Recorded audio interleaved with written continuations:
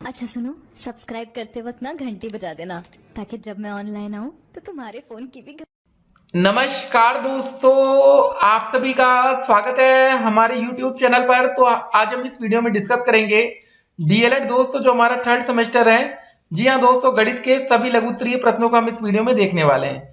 तो आप लोग इस वीडियो को शुरू से लेकर अंत तक देखेंगे। जी हाँ, आपको बता दें, आपका जो लघु उत्तरीय प्रश्न आता है क्वेश्चन पेपर में 14 नंबर का आता है। कभी कभी दोस्तों बहुविकल्पी प्रश्न 5 नंबर के यही से बनता है, लघु उत्तरीय भी यही से बन जाता है। मतलब अगर आप इस वीडियो को देखेंगे शुरू से लेकर अंत तक तो हो सकता है कि गणित में आपके 25 में से 25 अंक बन जाए। चलिए आज का पहला प्रश्न हम आपके सामने रखते हैं। तो देखिए, दिए गए चित्र में ओ वृत्त का केंद्र है, चक्रीय चतुर्भुज ए बी सी डी चक्रीय चतुर्भुज है।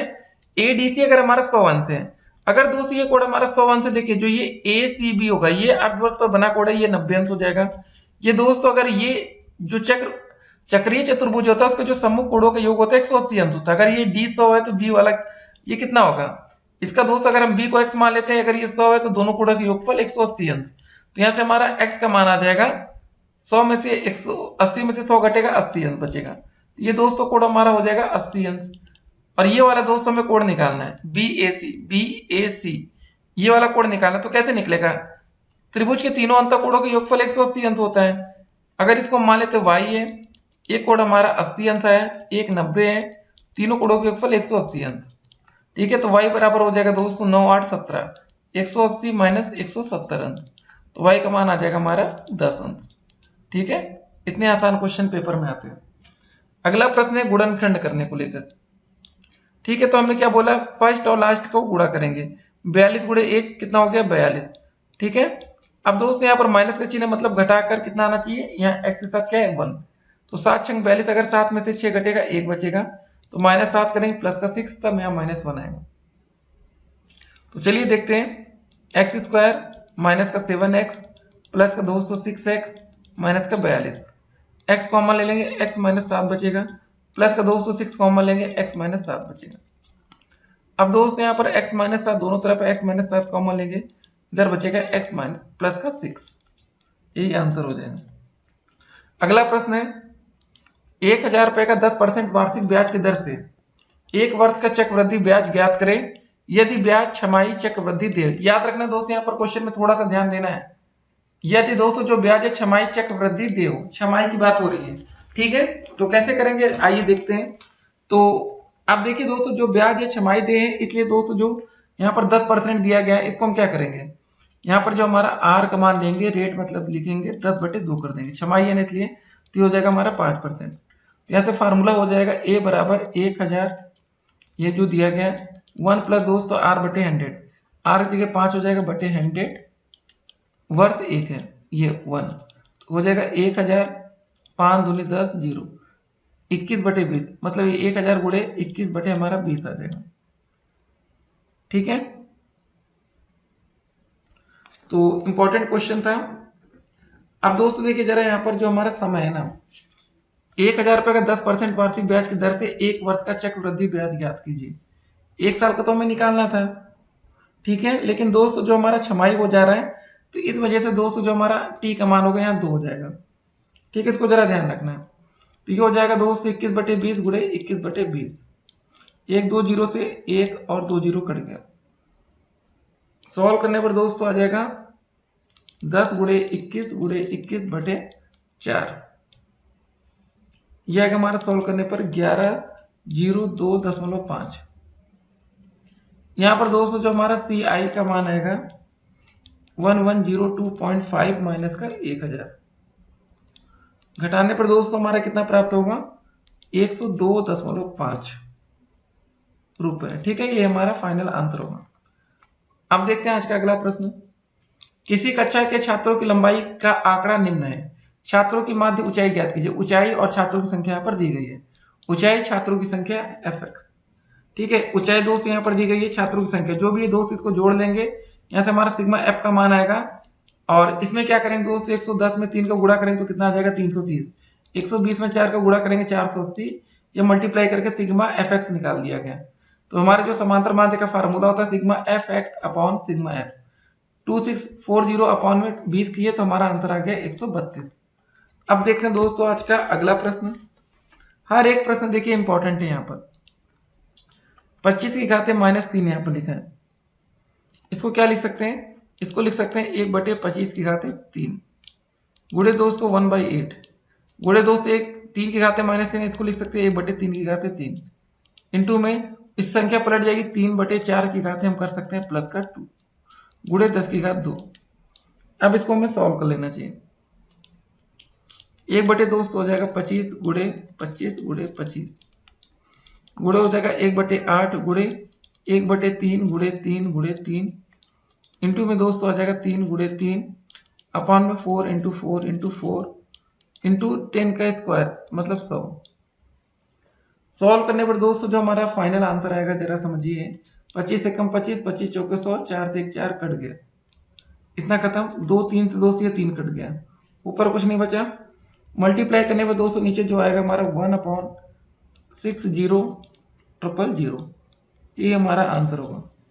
आज का अगला प्रश्न क्या रहा, एक कार दोस्तों 30 किलोमीटर प्रति घंटा की चाल से कोई दूरी 3 घंटे में तय करती है, उसी दूरी को मतलब दूसरी कार जिसकी चाल 40 किलोमीटर प्रति घंटा है कितने समय में तय करेगी।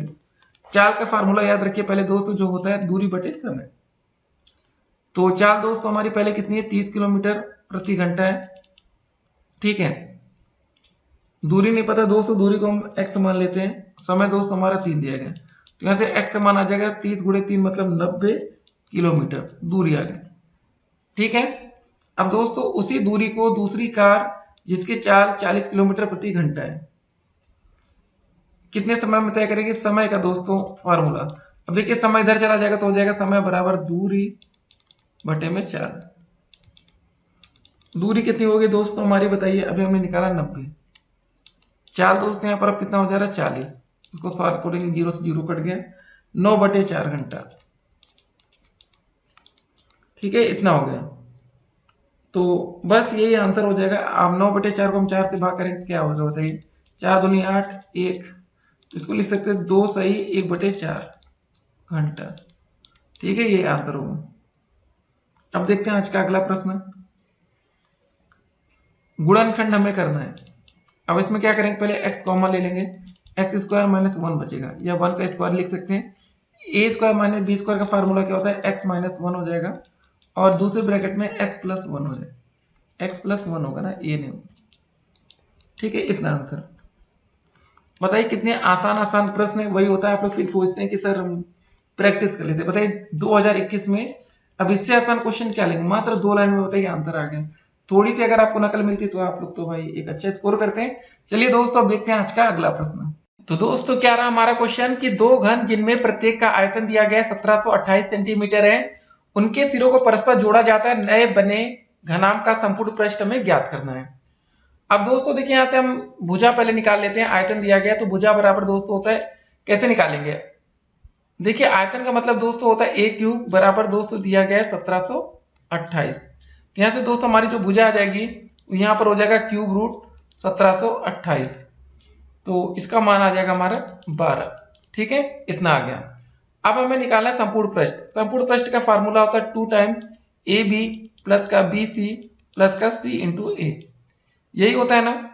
तो यहाँ पर दोस्तों क्या हो जाएगा हमारा, देखिए दो घन जिनमें से प्रत्येक आयतन दिया गया उनके सिरों को परस्पर जोड़ा जाता है, नए बने घनाभ का संपूर्ण पृष्ठ ज्ञात कीजिए। जब परस्पर जोड़ देंगे तो दोस्तों एक सिरा हमारा हो जाएगा 24, ठीक है, तो 2 इंटू 24 गुणे 12 हो जाएगा, प्लस का 12 गुणे 12 प्लस का दोस्तों 12 गुणे 24 हो जाएगा। तो ये हमारा सॉल्व करने पर आ जाएगा 2, 24 गुणे 12 करेंगे आ जाएगा 288, 12 गुणे 12 144 प्लस दोस्तों 12 गुणे 24 288, ये आ जाएगा दोस्तों 2 इंटू मल्टीप्लाई करने पर हमारा आ जाएगा, जोड़ने पर ये आ जाएगा 8 8 16 4 20, 720 आ जाएगा टोटल। तो 2 से गुणा कर देंगे, 2 0 मत 0, 2 दूनी 4, 2 सत्ते 14, 1440 सेंटीमीटर स्क्वायर, ठीक है, ये आंसर होगा। अगला प्रश्न क्या दिया गया हमारा कि नीचे दी गई सारणी को आंकड़ों का समांतर माध्य ज्ञात कीजिए। पद दिया गया बारंबारता, दोस्तों एक तरफ पद लिख लेंगे एक तरफ बारंबारता, इंटू fx अगर हमें निकालना रहेगा तो 4 गुणे 3 12, 6 गुणे 4 24, 8 दूनी 16, 10 दूनी 20, 12 गुणे 6 ये आ गया। तो दोस्तों जो बारंबारता सबको जोड़ लेंगे, 3 4 कितना हो गया 7, 2 9, 2 11, 6 17 8 25 हो गया। ठीक है, वैसे दोस्तों 12 24 इन सभी को जोड़ेंगे तो हमारा 256 आ जाएगा। समांतर मार्ग का फार्मूला होगा sigma F X upon sigma F. 256/25 करेंगे तो 10.24 हमारा ये आंसर आएगा। अगला प्रश्न क्या रहा हमारा कि 3 सेंटीमीटर त्रिज्या के किसी वृत्त के केंद्र से 6 सेंटीमीटर दूर स्थित बिंदु से वृत्त पर अनुस्पर्श संख्याओं की रचना करना है। तो दोस्त यहाँ पर आप देख सकते हैं जो वृत्त है ना, यहाँ पर इसके केंद्र से 6 सेंटीमीटर दूर से 2 रेखाएं खींची गई, बस यही हो गया। ठीक है, बहुत ही आसान सा क्वेश्चन था ये। चलिए अगले प्रश्न में आते हैं। यदि दोस्तों ए बराबर दिया गया एक्स अनुपात ये सब x² - 5x + 6 के गुणनखंड b बराबर x + 2 x - 3 हो तो ए इंटरसेक्शन बी और ए यूनियन बी हमें बताना है। तो बहुत ही अच्छा प्रश्न है। पहले ए और बी का मान हम अलग अलग निकाल लेंगे। यहाँ दोस्तों ए बराबर दिया गया था हमारा, इसको जरा सॉल्व करते हैं। x² - 5x + 6 है, 6 का गुणा इधर तक, 6 कम 6 3 दूनी 6, 3 और 2 ना, तो x² हो जाएगा -3x -2x + 6। यहाँ से x कॉमन ले लेंगे, x - 3 बचेगा, यहाँ पर -2 कॉमन लेंगे, x - 3 बचेगा। x - 3 दोनों तरफ से कॉमन हो जाएगा, x - 3 x - 2। ठीक है, यहाँ से हमारा a का मान आ गया ये, और b का मान दोस्तों हमारा दिया गया है x + 2 और x - 3। ठीक है, अब हमें दोस्तों सबसे पहले क्या निकालना है, a इंटरसेक्शन b निकालना है। अब दोस्तों दोनों में जो कॉमन होगा x - 3 आपको दिख रहा है, तो इसका आंसर ये हो जाएगा x - 3। ठीक है, a यूनियन बी में भाई सब कुछ हम रख लेंगे। क्या क्या है, x - 3 है, x - हमारा 2 है और x + 2 भी है। ठीक है, बस ये हमारा आंसर हो गया। अब देखते हैं अगला प्रश्न। क्वेश्चन बोला गया सरल करना है, -3/2 की घाते 2 की घाते -3। अब दोस्तों -3/2 की घाते 2 करेंगे तो माइनस माइनस ये प्लस हो जाएगा पहले, तो 9/4 हो जाएगा, इसकी घाते -3। तो इसको दोस्तों जब हम सॉल्व करें तो कितना आ जाएगा बताइए। तो सबसे पहले काम हम कर सकते हैं, इसको अगर हम संख्या को पलट दें 4/9 कर दें तो जो घात माइनस में ये घात हो जाएगी हमारी प्लस में। ठीक है, तो 4 का क्यूब 4 चौको 16 चौको 64, 9 का क्यूब होता है 729, 9 9 81 और गुणे 9 729, ये आंसर आ जाएगा। 2022 में दोस्तों देख सकते हैं ये प्रश्न पूछा भी गया डीएलएड। ठीक है ना, लापरवाही नहीं करना ऐसे प्रश्नों में। अगला प्रश्न है, एक शहर की जनसंख्या दी गई दोस्त इतनी से बढ़कर 3 वर्ष में इतनी हो जाती है, 1157,625, 1157,625 हो जाती है, वार्षिक वृद्धि दर ज्ञात कीजिए। डीएलएड 2022 में पूछा गया प्रश्न है। तो देखिए जो क्वेश्चन जल्दी में पूछा जाता है भाई उनको तो हम बिल्कुल ध्यान से देखेंगे। ठीक है, तो यहाँ पर फार्मूला हमारा ए बराबर हो जाएगा, मतलब मिश्र धन बराबर मूलधन 1 + r/100 ये। अब दोस्तों हमारा जो मूलधन जो भी था ये फार्मूला, तो यहाँ पर हो जाएगा हमारा 1157625 बराबर 100। ठीक है, 0 फिर 3 बार और 0, ये हो गया 1 + दोस्तों r/100⁻3। यहाँ से दोस्तों लोग r का मान निकालने का प्रयास कर रहे हैं। ठीक है, अच्छा प्रश्न है, तो थोड़ा सा कठिन भी है। देखिए इतना आसान हर क्वेश्चन नहीं होता, एक बात याद रखना है आपको। ठीक है, कुछ क्वेश्चन आसान होते हैं, कुछ क्वेश्चन कठिन होते हैं। तो चलिए इसको 1157,625 अपान में दोस्त ये आ जाएगा 1000000 बराबर 1 + r/100⁻3।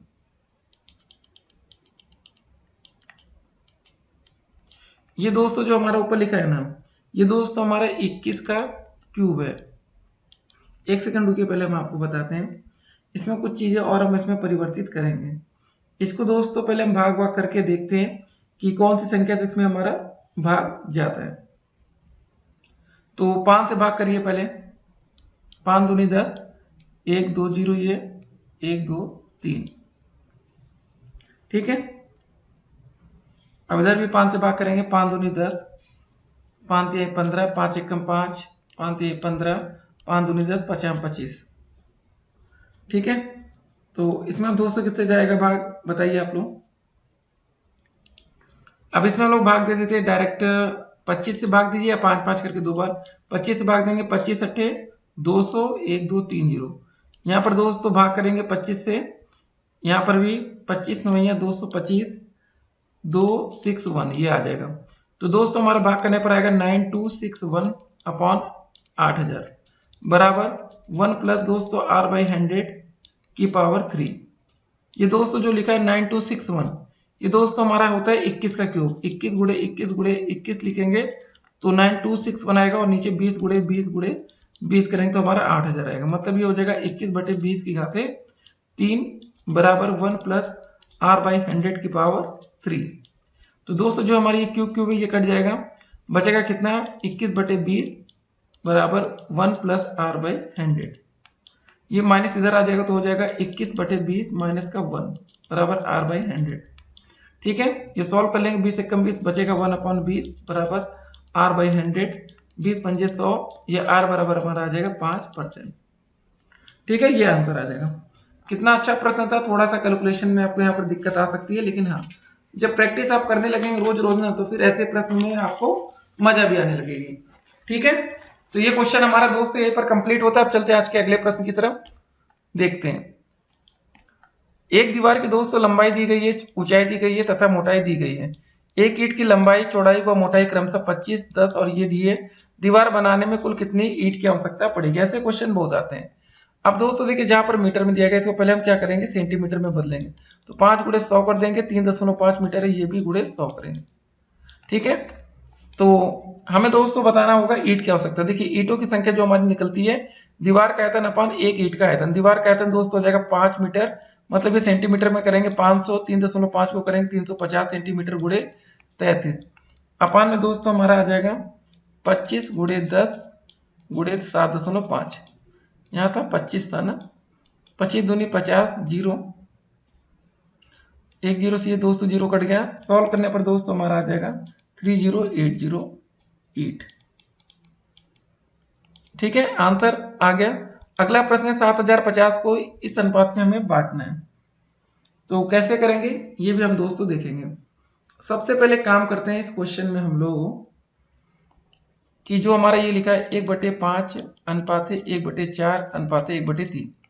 इसमें हम क्या करते हैं 3, 4 और 5 का एलसीएम लेते हैं। लीजिए एलसीएम जरा, 3 एकम 3, 4 लिखा है दोस्तों और 5। अब 4 से जरा भाग करें, 4 एकम 4, 5। अब 5 से कर लेंगे 1 1 1। 3 गुणे 4, 4 3 12, 12 पंजे 60। एलसीएम हमारा 60 आ गया। ठीक है, तो एलसीएम 60 आ गया तो हम क्या करेंगे 1/5। ठीक है, इसमें गुणा क्या कर देंगे 60 से। 1/4 गुणे 60, 1/3 गुणे 60 करेंगे दोस्तों। यहाँ पर आ जाएगा 12/4 एकम 4। ठीक है, 4 पंजे 20, ये आ जाएगा 20। इतना आ गया दोस्तों। तो हमारा जो अनुपाती योग आएगा, अनुपाती योग आएगा वो दोस्तों कितना हो जाएगा 12 + 15 27 हो गया, 37 43 हो जाएगा। ठीक है, ये आ जाएगा। तो दोस्तों हमें जो पहली राशि निकालनी है मतलब इसके अनुपात में बांटना है। तो जो फर्स्ट राशि आएगी वो क्या हो जाएगी बताइए 12/47 गुणे दोस्तों हो जाएगा 7050। सॉल्व करने पर आएगा हमारा 1800 रुपये। दूसरी 200 सेकंड राशि जो आएगी यहाँ होगा ना 15/47 गुणे 7050। ये सॉल्व करने पर आएगी हमारी दोस्तों 2250। तीसरी 200 जो राशि आएगी कितनी आएगी 20/47 गुणे 2000 मतलब 7050 है ना 7050। ये दोस्तों सॉल्व करने पर आ जाएगा हमारा 3000 रुपये। अब चलिए चलते हैं आज के अगले प्रश्न की तरफ। 1245 रुपए को 3 व्यक्तियों में इस प्रकार बांटो कि उनके भागों को क्रमशः 10, 15 तथा 20 रुपए घटाए पर उनका आयतन 3:4:5 में रह जाए। ठीक है, तो दोस्तों सबसे पहले इसमें हम एक काम करते हैं ना, जो हमारे 1245 है इसमें हम घटाते हैं। देखिए इसको बांटना है तो 10, 15 और 20 को जरा जोड़ के जरा 10, 15 जोड़ेंगे 25, 35, 45। ठीक है, 1245 में से हम 45 घटा देंगे तो कितना बचेगा हमारा 1245 माइनस 45 बराबर आ जाएगा 1200। ठीक है, इतना आ जाएगा। अनुपाती दोस्तों योग जो होगा अनुपाती योग ये कैसे निकालेंगे दोस्तों, ये 3:4:5 है ना, तो 3 + 4 + 5, 4 3 7 5 12 हो जाएगा। तो दोस्तों हमारा जो फर्स्ट भाग आएगा, प्रथम भाग आएगा, वो होगा, वो कैसे निकालेंगे, ये लिखा है 3 ना, 3/12 गुणे 1200, 12 कम 12 0, 300 दोस्तों आ जाएगा। दूसरा दोस्तों जो हमारा भाग आएगा क्या आएगा, 4/12 गुणे 1200, ठीक है, 1 0 0, 400 आ जाएगा, ठीक है। तो प्रथम व्यक्ति का 1245 में जो भाग होगा ना, इसको जो हम निकालेंगे वो इसको निकाल सकते हैं, जो फर्स्ट व्यक्ति हमने निकाला है, तो जो ये 1245 में भाग होगा, इसको हम 300 में क्या करेंगे, 10 को जोड़ देंगे, तो हमारा 310 आ जाएगा। और द्वितीय व्यक्ति का दोस्तों जो 1245 में भाग होगा, जो हमारा 400 आया, इसमें हम क्या जोड़ेंगे, ये 15 जोड़ेंगे, तो आ जाएगा हमारा 415। अब वैसे दोस्तों जब हम थर्ड व्यक्ति का निकालेंगे तो क्या हो जाएगा दोस्तों, हमारा तीसरा क्या अनुपात 20 आएगा ना, 20/12, एक सेकंड दोस्तों, यहाँ 20 नहीं होगा, ये 5 होगा ना, जल्दबाजी में गलती करते हैं, 5/12 गुणे 1200, 12 कम 12 0 0, ये हो गया 500। तीसरे व्यक्ति का दोस्तों जो भाग होगा वो कितना होगा, 500 प्लस में ये होगा 20, तो आ जाएगा ये 520 रुपये, ठीक है, ये आंसर होगा। अब चलिए चलते हैं आज के अगले प्रश्न की तरफ। तो हमारा जो आंसर आएगा, एक 520 आएगा, 415 और 310, ठीक है। क्वेश्चन क्या रहा है इसको देखते हैं जरा। एक ठोस घनाभ की लंबाई, चौड़ाई और ऊंचाई में 4:5:6 का अनुपात है, उसका आयतन 960 घन सेंटीमीटर हो, तो घनाभ की मापे, लंबाई, चौड़ाई और ऊंचाई ज्ञात कीजिए। बहुत ही अच्छा प्रश्न है। घनाभ की दोस्तों लंबाई, चौड़ाई और ऊंचाई का अनुपात जो दिया गया, हमारा क्या दिया गया है, 4:5:6, ठीक है। इसको हम लिख सकते हैं 4x 5x मान लेते हैं इंटू 6x। तो दोस्तों जो हमारा घनाभ का आयतन आएगा, घनाभ का आयतन आएगा, क्या आएगा बताइए, लंबाई गुणे चौड़ाई गुणे ऊंचाई, मतलब 4x into 5x into 6x, तो 4 पंजे 20, छक्का 120 इंटू x का क्यूब, ये आयतन आ गया। और दोस्तों क्वेश्चन में घनाभ का आयतन दिया भी गया है 960, तो घनाभ का आयतन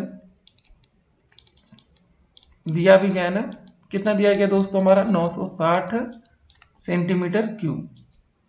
तो एक काम करते हैं, जो हमारा 120 था, तो 120 बराबर दोस्तों x क्यूब बराबर हो जाएगा 960, ठीक है, एक जीरो से एक जीरो कट गया, 12 8 96, तो x क्यूब बराबर दोस्तों हो गया 8, या x बराबर हो जाएगा क्यूब रूट 8, तो यहाँ पर आ जाएगा आंसर 2।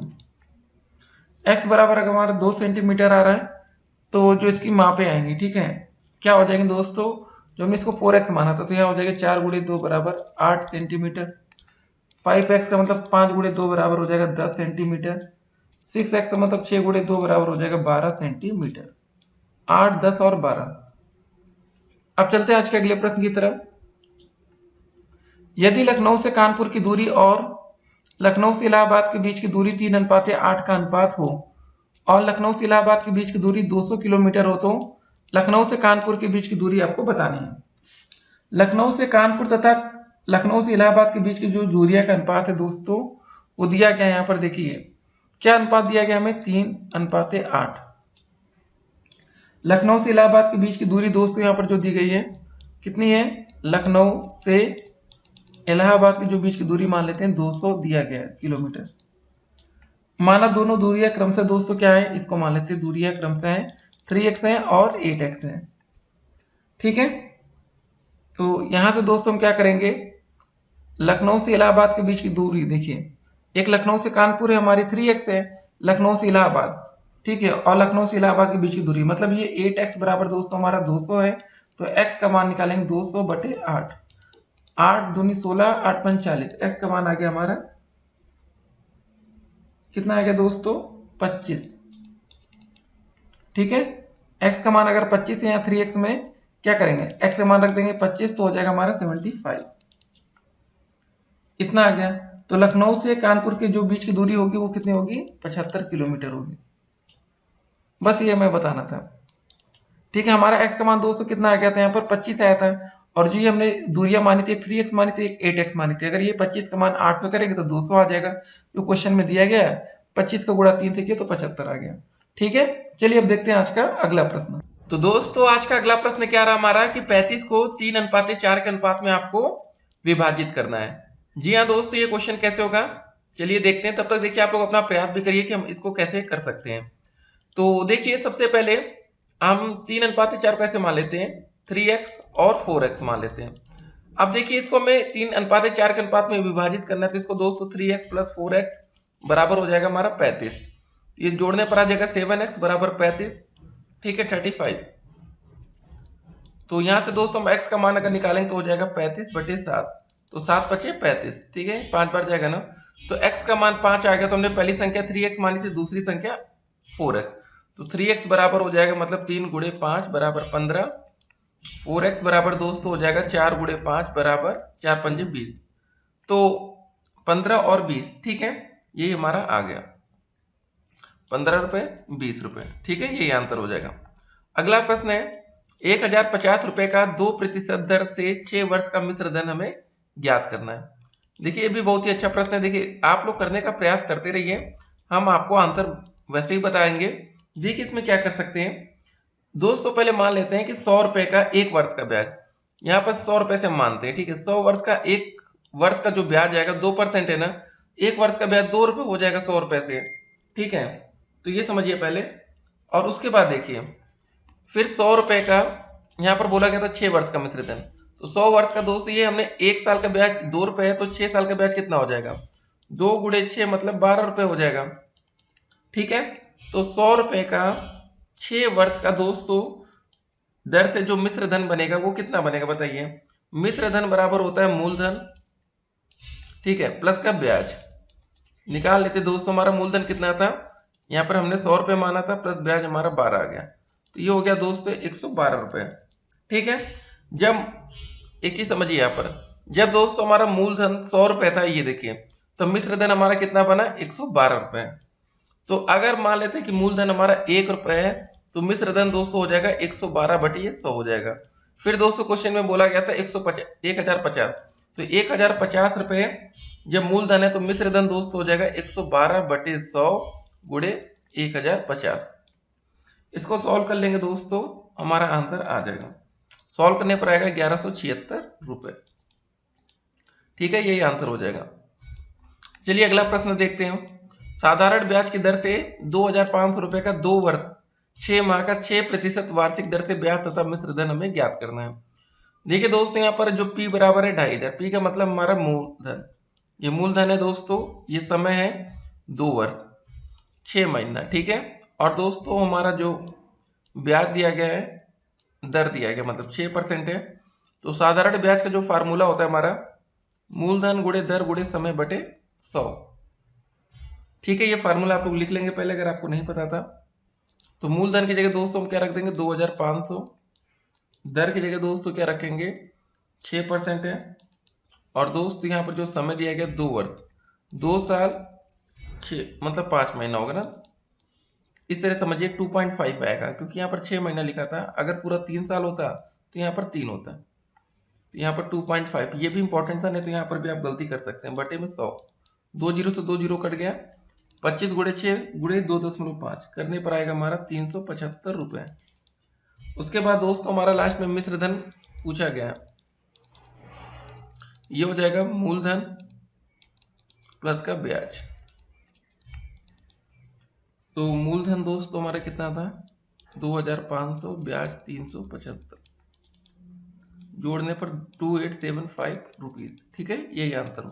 तो आज का अगला प्रश्न क्या रहा हमारा कि कितने धन का मिश्र धन 5% वार्षिक दर से 3 वर्ष में 575 रुपए हो जाएगा, आपको ये बताना है।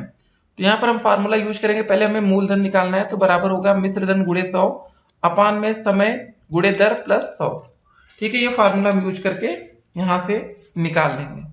तो चलिए दोस्तों मूलधन कैसे निकालने के लिए, मिश्र धन हमारा दिया गया 575 इंटू में 100 हो जाएगा, अपान में दोस्तों समय, ठीक है समय देखिए कितना 3 वर्ष, और दर दिया गया 5%, तो 3 गुणे 5 प्लस में हो जाएगा 100, तो 575 जीरो जीरो ऊपर वाला 5 या 15, तो 15 के बाद 00 ये आ जाएगा, 15 से भाग दे देंगे, 15 या 45, 1 सेकंड दोस्तों 1 सेकंड रुकिए, एक हमसे गलती हुई। देखिए यहाँ पर क्या हुआ ना, नीचे जो हमारा हर है यहाँ पर हम लोग ने एक गलती की है, इसको पहले सही करते हैं। एक सेकेंड। देखिए जल्दबाजी में ये सब होता है। देखिए हुआ क्या ना, तो ये देखिए 5 थे 15 हो गया, 15 प्लस में चिन्ह ऊपर गुणा का चिन्ह था ना, तो 15 प्लस 100 करेंगे तो हो जाएगा 115। ये दोस्तों भाग करेंगे तो हमारा आंसर आ जाएगा 500 रुपए। ठीक है, हमारा जो फाइनल आंसर आएगा वो कितना हो जाएगा, 500 रुपए।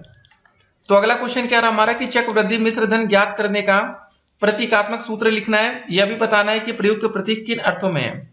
तो देखिए फार्मूला होता है हमारा मिश्र धन बराबर मूलधन 1 प्लस दर अपॉन 100 की पावर समय। तो इसको ऐसे लिख सकते हैं ए बराबर P into 1 plus R by 100 की पावर टी। अब दोस्तों यहाँ पर देख सकते हैं ए का मतलब मिश्र धन अमाउंट है, पी का मतलब मूलधन प्रिंसिपल वैल्यू, आर का मतलब रेट और टी का मतलब समय टाइम। 5000 का 10% वार्षिक ब्याज की दर से 3 वर्ष का चक्रवृद्धि ब्याज हमें ज्ञात करना है। ठीक है, तो 5000 रुपए ये दोस्तों हमारा प्रिंसिपल वैल्यू मतलब मूलधन हो गया, रेट आपका 10% हो गया, समय दोस्तों हमारा 3 वर्ष हो गया। पूरा ऐसे लिखेंगे आप लोग जब पेपर में, ठीक है ना।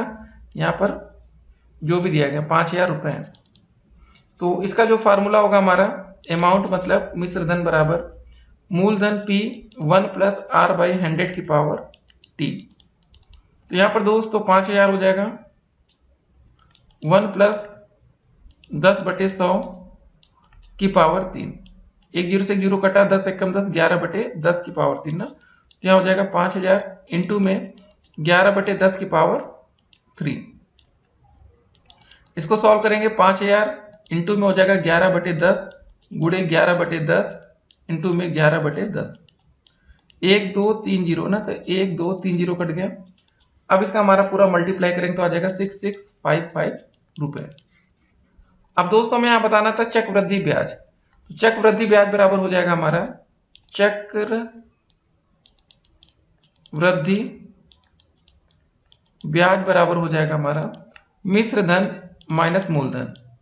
मिश्र धन दोस्तों हमारा है 6655, मूलधन हमारा 5000 रुपये था, घटाने पर आ जाएगा हमारा 1655 रुपए। ठीक है, यही आंसर होगा। आज का अगला प्रश्न क्या रहा, 1000 रुपये का 10% वार्षिक की दर से 2 वर्ष का चक्रवृद्धि ब्याज हमें ज्ञात करना है। ठीक है, बहुत ही अच्छा प्रश्न है। मूलधन दोस्त हमारा दिया गया है, ये पी हो गया, ये आर का मान है, ये टी का मान है। ठीक है, हमें चक्रवृद्धि ब्याज ज्ञात करना है, बहुत ही अच्छा प्रश्न है। तो चलिए शुरू करते हैं। तो हमारा मिश्र धन वाला फार्मूला ए बराबर होता है पी 1 प्लस आर बाई 100 की पावर टी। तो पी का मतलब ये हो गया 1000, 1 प्लस आर का मतलब 10/100 की पावर 2 कट गया, 10 एकम 10, 11/10 हो जाएगा, मतलब 1000 इंटू में 11/10 इंटू में 11/10, 2 जीरो ऐसे कट जाएगा, 121 जीरो, इतना रुपए दोस्तों आ जाएगा। ठीक है, ये हमारा आ गया मिश्र धन। मूलधन दोस्तों हमें पता है, तो हमें जो ब्याज निकालना है चक्रवृद्धि ब्याज जो निकालना है दोस्तों, चक्रवृद्धि ब्याज बराबर मिश्र धन माइनस का मूलधन।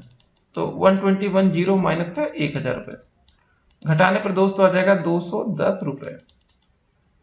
ठीक है, आंसर हो गया। आज का अगला प्रश्न देखते हैं। हर्षिता ने एक राष्ट्रीयकृत बैंक में 5000 रुपये जमा किया, 2 वर्ष बाद उसे कुल कितने रुपए मिले यदि बैंक 8% वार्षिक चक्रवृद्धि ब्याज देता हो। अब दोस्त यहाँ पर देखिए जो हमारा प्रिंसिपल वैल्यू मतलब पी है, ये हमारा मूलधन, समय टी बराबर 2 वर्ष दिया गया है, आर दोस्त जो हमारा रेट लग रहा है 8% है। तो हमें चक्रवृद्धि ब्याज ज्ञात करना, पहले हम मिश्र धन निकाल लेंगे। ठीक है, तो उसके बाद रुकिए दोस्त, तो इसमें क्या बताना है हमें, उससे कुल कितने रुपए मिले, मतलब हमें निकालना मिश्र धन ही है। ठीक है ना, ज्यादा कुछ नहीं निकालना है। तो हमारा ए बराबर फार्मूला हो जाएगा, मतलब मिश्र धन बराबर मूलधन 1 प्लस आर बटे 100 की पावर टी। पी का मान दोस्तों 5000 रुपये, 1 प्लस आर की जगह 8/100 की पावर 2, 4 दूनी 8, 4 दूनी 8, 4 पंजे 20, 25 से कम 25, 27/25 की घात 2 हो जाएगा। ये हो जाएगा 5000 गुणे 27/25 गुणे में 27/25। इसको सॉल्व कर लेंगे, 50 दूनी 50, मतलब 25 से कम 25, 25 दूनी 50। ठीक है, 0 0, फिर 25 से भाग करिए, 25 अट्ठे 200। तो ये हो गया हमारा दोस्तों 8 गुणे 27 गुणे 27। इसको हमें सॉल्व कर लेना है। तो दोस्तों सॉल्व करने पर आ जाएगा हमारा 5832 रुपीज। ठीक है, ये हमारा आंसर आ जाएगा। चलिए अगला प्रश्न देखते हैं। अगला प्रश्न है हमारा कि हमें बैंक के कार्य बताने हैं। देखिए, बैंक की कार्य प्रणाली का अध्ययन हम निम्न प्रकार से कर सकते हैं। धन जमा करने, उधार लेने, धन आहरण करने के लिए, धन को सुरक्षित रखने के लिए और ब्याज पाने के लिए। बैंक व्यापारियों को व्यापार प्रारंभ करने के लिए, छोटे किसानों को कृषि के लिए और बेरोजगारों को धंधा शुरू करने के लिए ऋण देता है। बैंक खाताधारियों और सरकार के लिए भी कार्य करता है, जैसे स्कूलों की फीस जमा करना, पानी और बिजली के बिल जमा करना, करों का भुगतान, मकान के लिए ऋण की किस्तें जमा करना, वेतन की सुविधा प्रदान करना आदि। खाते कितने प्रकार के होते हैं? देखिए, बैंक में हम कई प्रकार के खाते खोल सकते हैं, जिनमें से कुछ प्रमुख खाते अग्रवत हैं। पहले दोस्तों आता हमारा बचत खाता, सेविंग बैंक अकाउंट। सबके पास होगा, जो बच्चे इसमें वीडियो देख रहे होंगे लगभग। इस खाते का मुख्य उद्देश्य कम और मध्यम आय वर्ग के लोगों की बचत भावना को प्रोत्साहित करना है। यह खाता बैंक द्वारा निर्धारित न्यूनतम धनराशि जमा करके खोला जा सकता है। हम अपने बचत खाते से धन निकालने के लिए आहरण फॉर्म, विड्रा फॉर्म या चेक भरकर धन निकाल सकते हैं। खाते में न्यूनतम धनराशि 1000 रुपये रखने पर जमाकर्ता को बैंक से चेक बुक भी प्राप्त हो सकती है। फिर आता है दोस्तों चालू खाता या करंट अकाउंट। बड़े व्यापारी, कंपनियां, निगम और संस्थाएं नगद लेन देन काम करते हैं। वे दोस्तों चेक द्वारा ही लेन देन करते हैं, इसलिए वे बैंक में अपना चालू खाता खोलते हैं। इस खाते में बैंक जमा धनराशि पर कोई ब्याज नहीं देता है, परंतु इसमें बचत खाते की अपेक्षा धन को कई बार निकाला या जमा किया जा सकता है। कभी कभी बैंक खाताधारी से नाम मात्र का सर्विस चार्ज भी लेता है। सावधि जमा खाता फिक्स डिपॉजिट अकाउंट, तो इसमें धन निश्चित अवधि के लिए जमा किया जाता है। बैंक खाताधारी को प्रमाण पत्र प्रदान करता है। इस प्रमाण पत्र पर राशि, समय, ब्याज दर, ब्याज की अदायगी की विधि और जमा का प्रकार आदि लिखा रहता है। खाताधारी अवधि की समाप्ति पर धन निकालता है। फिर भी दोस्तों खाताधारी की आवश्यकता पर परिपक्वता की अवधि के पूर्व भी ब्याज दर में कटौती कर भुगतान किया जा सकता है। सावधि जमा में ब्याज दर बचत खाते की अपेक्षा अधिक होती है। इसमें ब्याज की गणना वार्षिक, छमाही या तिमाही में किया जाता है। फिर दोस्तों आवर्ती जमा खाता आता है। इसमें एक निश्चित धन जो 10 रुपए के गुणांक के रूप में होना चाहिए, प्रति माह निश्चित अवधि जो कम से कम 12 माह, अधिक से अधिक 10 वर्ष तक जमा करना होता है। इसमें खाते में ब्याज की दरें बचत खाते की दर की अपेक्षा अधिक होती है। यह योजना उन व्यक्तियों के लिए उपयोगी है जो नियमित रूप से अल्प धन राशि बचाना चाहते हैं। आवर्ती जमा योजना डाकघरों में भी संचालित होती है और इनकी ब्याज की दरें बैंक की ब्याज दरें से अधिक होती है। अल्पवयस्क खाता, 18 वर्ष की आयु से कम वाला व्यक्ति अल्पवयस्क कहलाता है। अल्पवयस्क व्यक्ति को भी बैंक में खाता खोलने का अधिकार है, उसे चालू खाता खोलने का अधिकार नहीं होता। अल्पवयस्क व्यक्ति या तो अपने नाम से खाता खोल सकता है या अपने और अपने अभिभावक के संयुक्त नाम से। अल्पवयस्क की आयु कम से कम 12 वर्ष होना आवश्यक है। 12 वर्ष की स्थिति में केवल अभिभावक ही खाता खोल सकता है।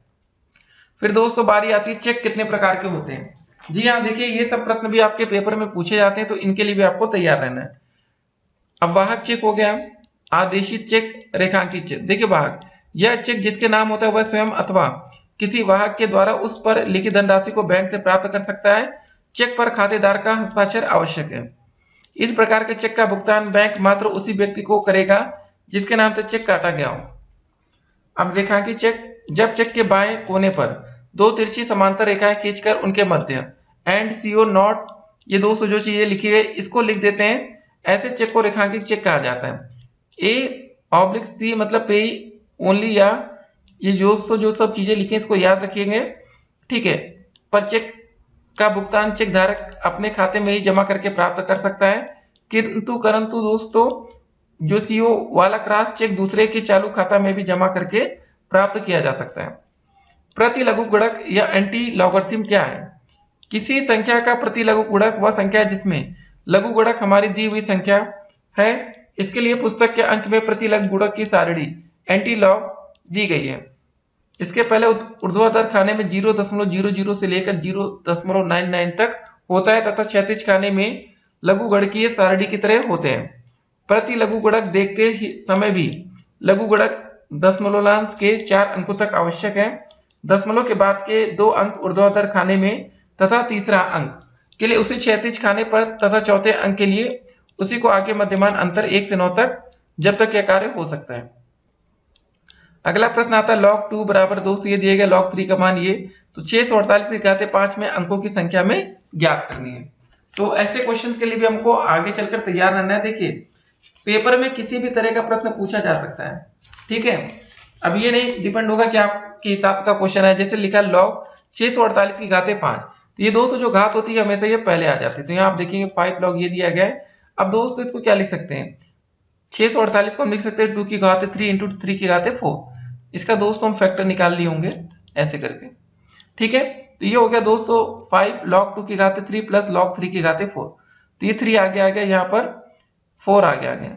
तो यहाँ पर दोस्तों log 2 की वैल्यू रख दी गई 0.3010, 3 की वैल्यू होती है 0.771।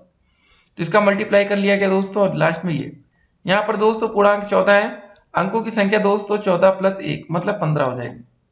तो ये क्वेश्चन है दोस्तों। 648 का क्या किया गया जरा ये भी दिखाते हैं। 2 से भाग किए 2 3 6, 2 दूनी 4, 2 चौके 8। फिर दोस्तों 2 से भाग करेंगे 2 एकम 2, 2 छक 12, 2 दूनी 4। 2 से भाग करेंगे 2 अट्ठे 16, 2 एकम 2। 3 से भाग करेंगे 3 दूनी 6, 3 सत्ते 21। फिर 3 से भाग करेंगे 3 9 27। 3 से भाग करेंगे 3 त्रिक 9। फिर 3 से भाग करेंगे 3 एकम 3। 3 4 बार आ रहा है, 2 3 बार आ रहा है, ऐसे 2 की घात 3 इंटू 3 की घात 4। यहाँ पर दोस्तों आप वही देख रहे होंगे, यही लिखा था, ठीक है। ये हमने गुणनखंड किया था। अब चलते हैं आज के अगले प्रश्न की तरफ। अब हमें देखिए सिद्ध करना है 5 log 3 माइनस log 9 बराबर log 27 के। तो आप इसको क्या लिख सकते हैं, जो हमारा LHS मतलब लेफ्ट हैंड साइड 5 log 3 और log 9। अब 9 को दोस्तों हम क्या फैक्टर करेंगे, 3 त्रिक 9, फिर 3 एकम 3। इसको हम लिख सकते हैं 3 का स्क्वायर। ये लिखा है 9 को 3 का स्क्वायर, 2 आगे आ जाएगा log 3, ठीक है। तो अब 5 में से दोस्तों सीधे 2 गया, बचेगा 3, 3 log 3, ठीक है। ये हो गया हमारा। अब दोस्तों या तो आप ये कर सकते हैं ना, ये जो इधर आएगा तो इधर घाते दोस्तों क्यूब में हो जाएंगे। log 3 की घाते 3 मतलब 3 त्रिक 9, त्रिक 27। ये हो गया, ठीक है। अगर कोई दिक्कत लगे देखिए आप लोग कमेंट करेंगे, ऐसे परेशान आपको नहीं होना है। अगर आपको समझ में नहीं आ रहा तो कमेंट करेंगे, आपको इसका आंसर बताया जाएगा, ठीक है। चलिए अगले प्रश्न में बढ़ते हैं।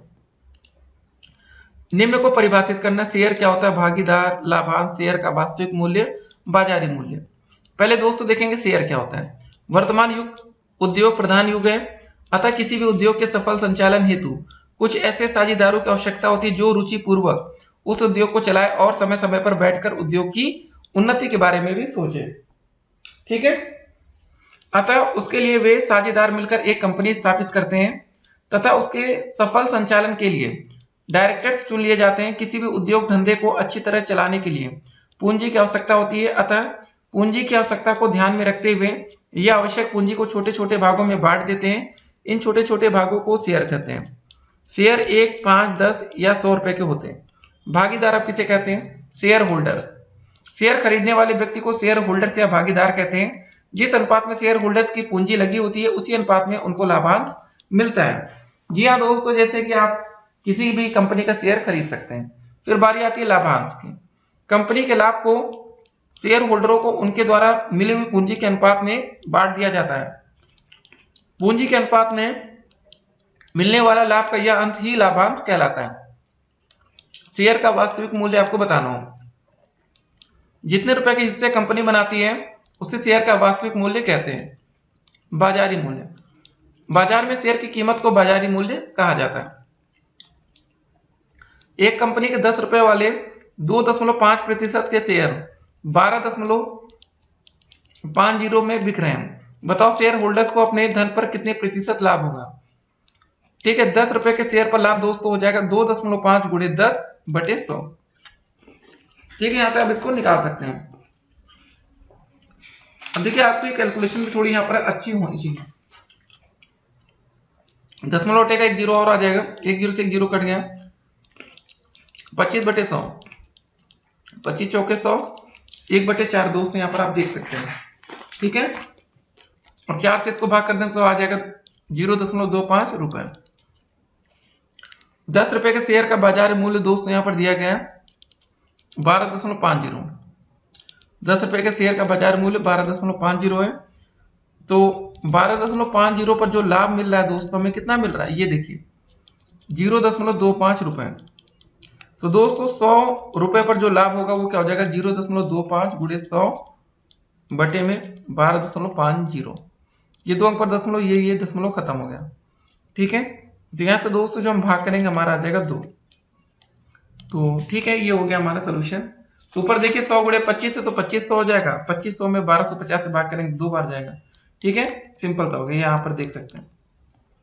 अगला प्रश्न है, यदि एक क्रेता को अपने एक शेयर का अंकित मूल्य 10 रुपए और बाजार मूल्य 40 रुपए प्रति शेयर बताया गया हो, तो क्रेता को 300 शेयर के लिए क्या क्या मूल्य देना पड़ेगा तथा शेयरधारी को क्या लाभ होगा जबकि उसने शेयर अंकित मूल्य पर खरीदा था। देखिए पहले शेयर का बाजार मूल्य कितना है दोस्तों, हमारा 40 रुपए है। खरीदे गए कुल शेयर की संख्या दोस्त यहाँ पर आप देख सकते हैं 300 है। ठीक है, तो क्रेता को प्राप्त मूल्य होगा 40 गुणे 300 मतलब 12,000 रुपए। एक शेयर का अंकित मूल्य दोस्तों हमारा कितना है 10 रुपए है। खरीदे गए शेयर दोस्तों 300 है, तो अदा की गई जो रकम होगी 10 गुणे 300 मतलब 3000। जो हमारा दोस्तों लाभ आएगा ये 12,000 में से हम 3000 घटाएंगे तो 9,000 का हमें प्रॉफिट मिलेगा। ठीक है, तो ऐसे दोस्तों एक एक करके सभी क्वेश्चन को हमें हल करना है। अगला प्रश्न क्या रहा, शेयर और ऋण पत्र में अंतर आपको समझाना है। शेयर अंश कंपनी की पूंजी का अंग होता है और कंपनी से वापस नहीं करती है, जबकि ऋण पत्र के आधार पर लिया गया ऋण निश्चित अवधि के अंत में कंपनी द्वारा वापस कर दिया जाता है। यह शेयरधारी कंपनी का हिस्सेदार मालिक होता है। वहां ऋण पत्र धारक केवल कंपनी को ऋण देता है और उसका हिस्सेदार नहीं होता। इसी प्रकार शेयर का लाभ आधारित विभिन्न दरों पर लाभांश दिया जाता है, जबकि ऋण पत्र पर पूर्व निर्धारित दर पर ब्याज दिया जाता है। चाहे भूल ही कंपनी घाटे में जा रही हो, ब्याज का परिकलन प्राय छमाही अथवा वार्षिक किया जाता है। अगला प्रश्न है कि समुच्चय की गणना किन विधियों से की जा सकती है। पहला दोस्तों देखिए सारणीय अथवा रोस्टर विधि। समुच्चयों को निरूपित करने वाली इस विधि के अंतर्गत हम किसी समुच्चय के समस्त अवयवों को मजले कोष्टक मतलब ये देख सकते हैं में लिखते हैं एवं उन्हें पृथक करने हेतु उनके बीच में अर्धविराम लगाते हैं। उदाहरण के लिए 2 से n मतलब प्राकृतिक संख्याओं का समुच्चय, तो ये 1 2 3 4 अप टू 7। गुण विधि अथवा समुच्चय निर्माण विधि क्या होती है इसको देखते हैं। यह किसी समुच्चय को निरूपित करने की लघु विधि है। इस विधि द्वारा समुच्चय को उसके अवयवों के विशेष गुण द्वारा निर्दिष्ट करते हैं। इस विधि में समुच्चय के अवयवों को x y इत्यादि से लिखते हैं तथा इनके गुणों को चिन्ह ये दोस्तों देख सकते हैं ऐसा है कि पृथक करते हैं। उदाहरण के लिए रोस्टर विधि में दोस्तों ए का मान देखिए ए ई आई ओ यू, ठीक है, वाविल है। गुण विधि में दोस्तों ए बराबर दोस्तों एक्स ये ऐसे, ठीक है। तो ये दोनों विधियां आपको दोस्तों हमेशा पेपर में देखने को मिलने वाली है, रोस्टर विधि और गुण विधि।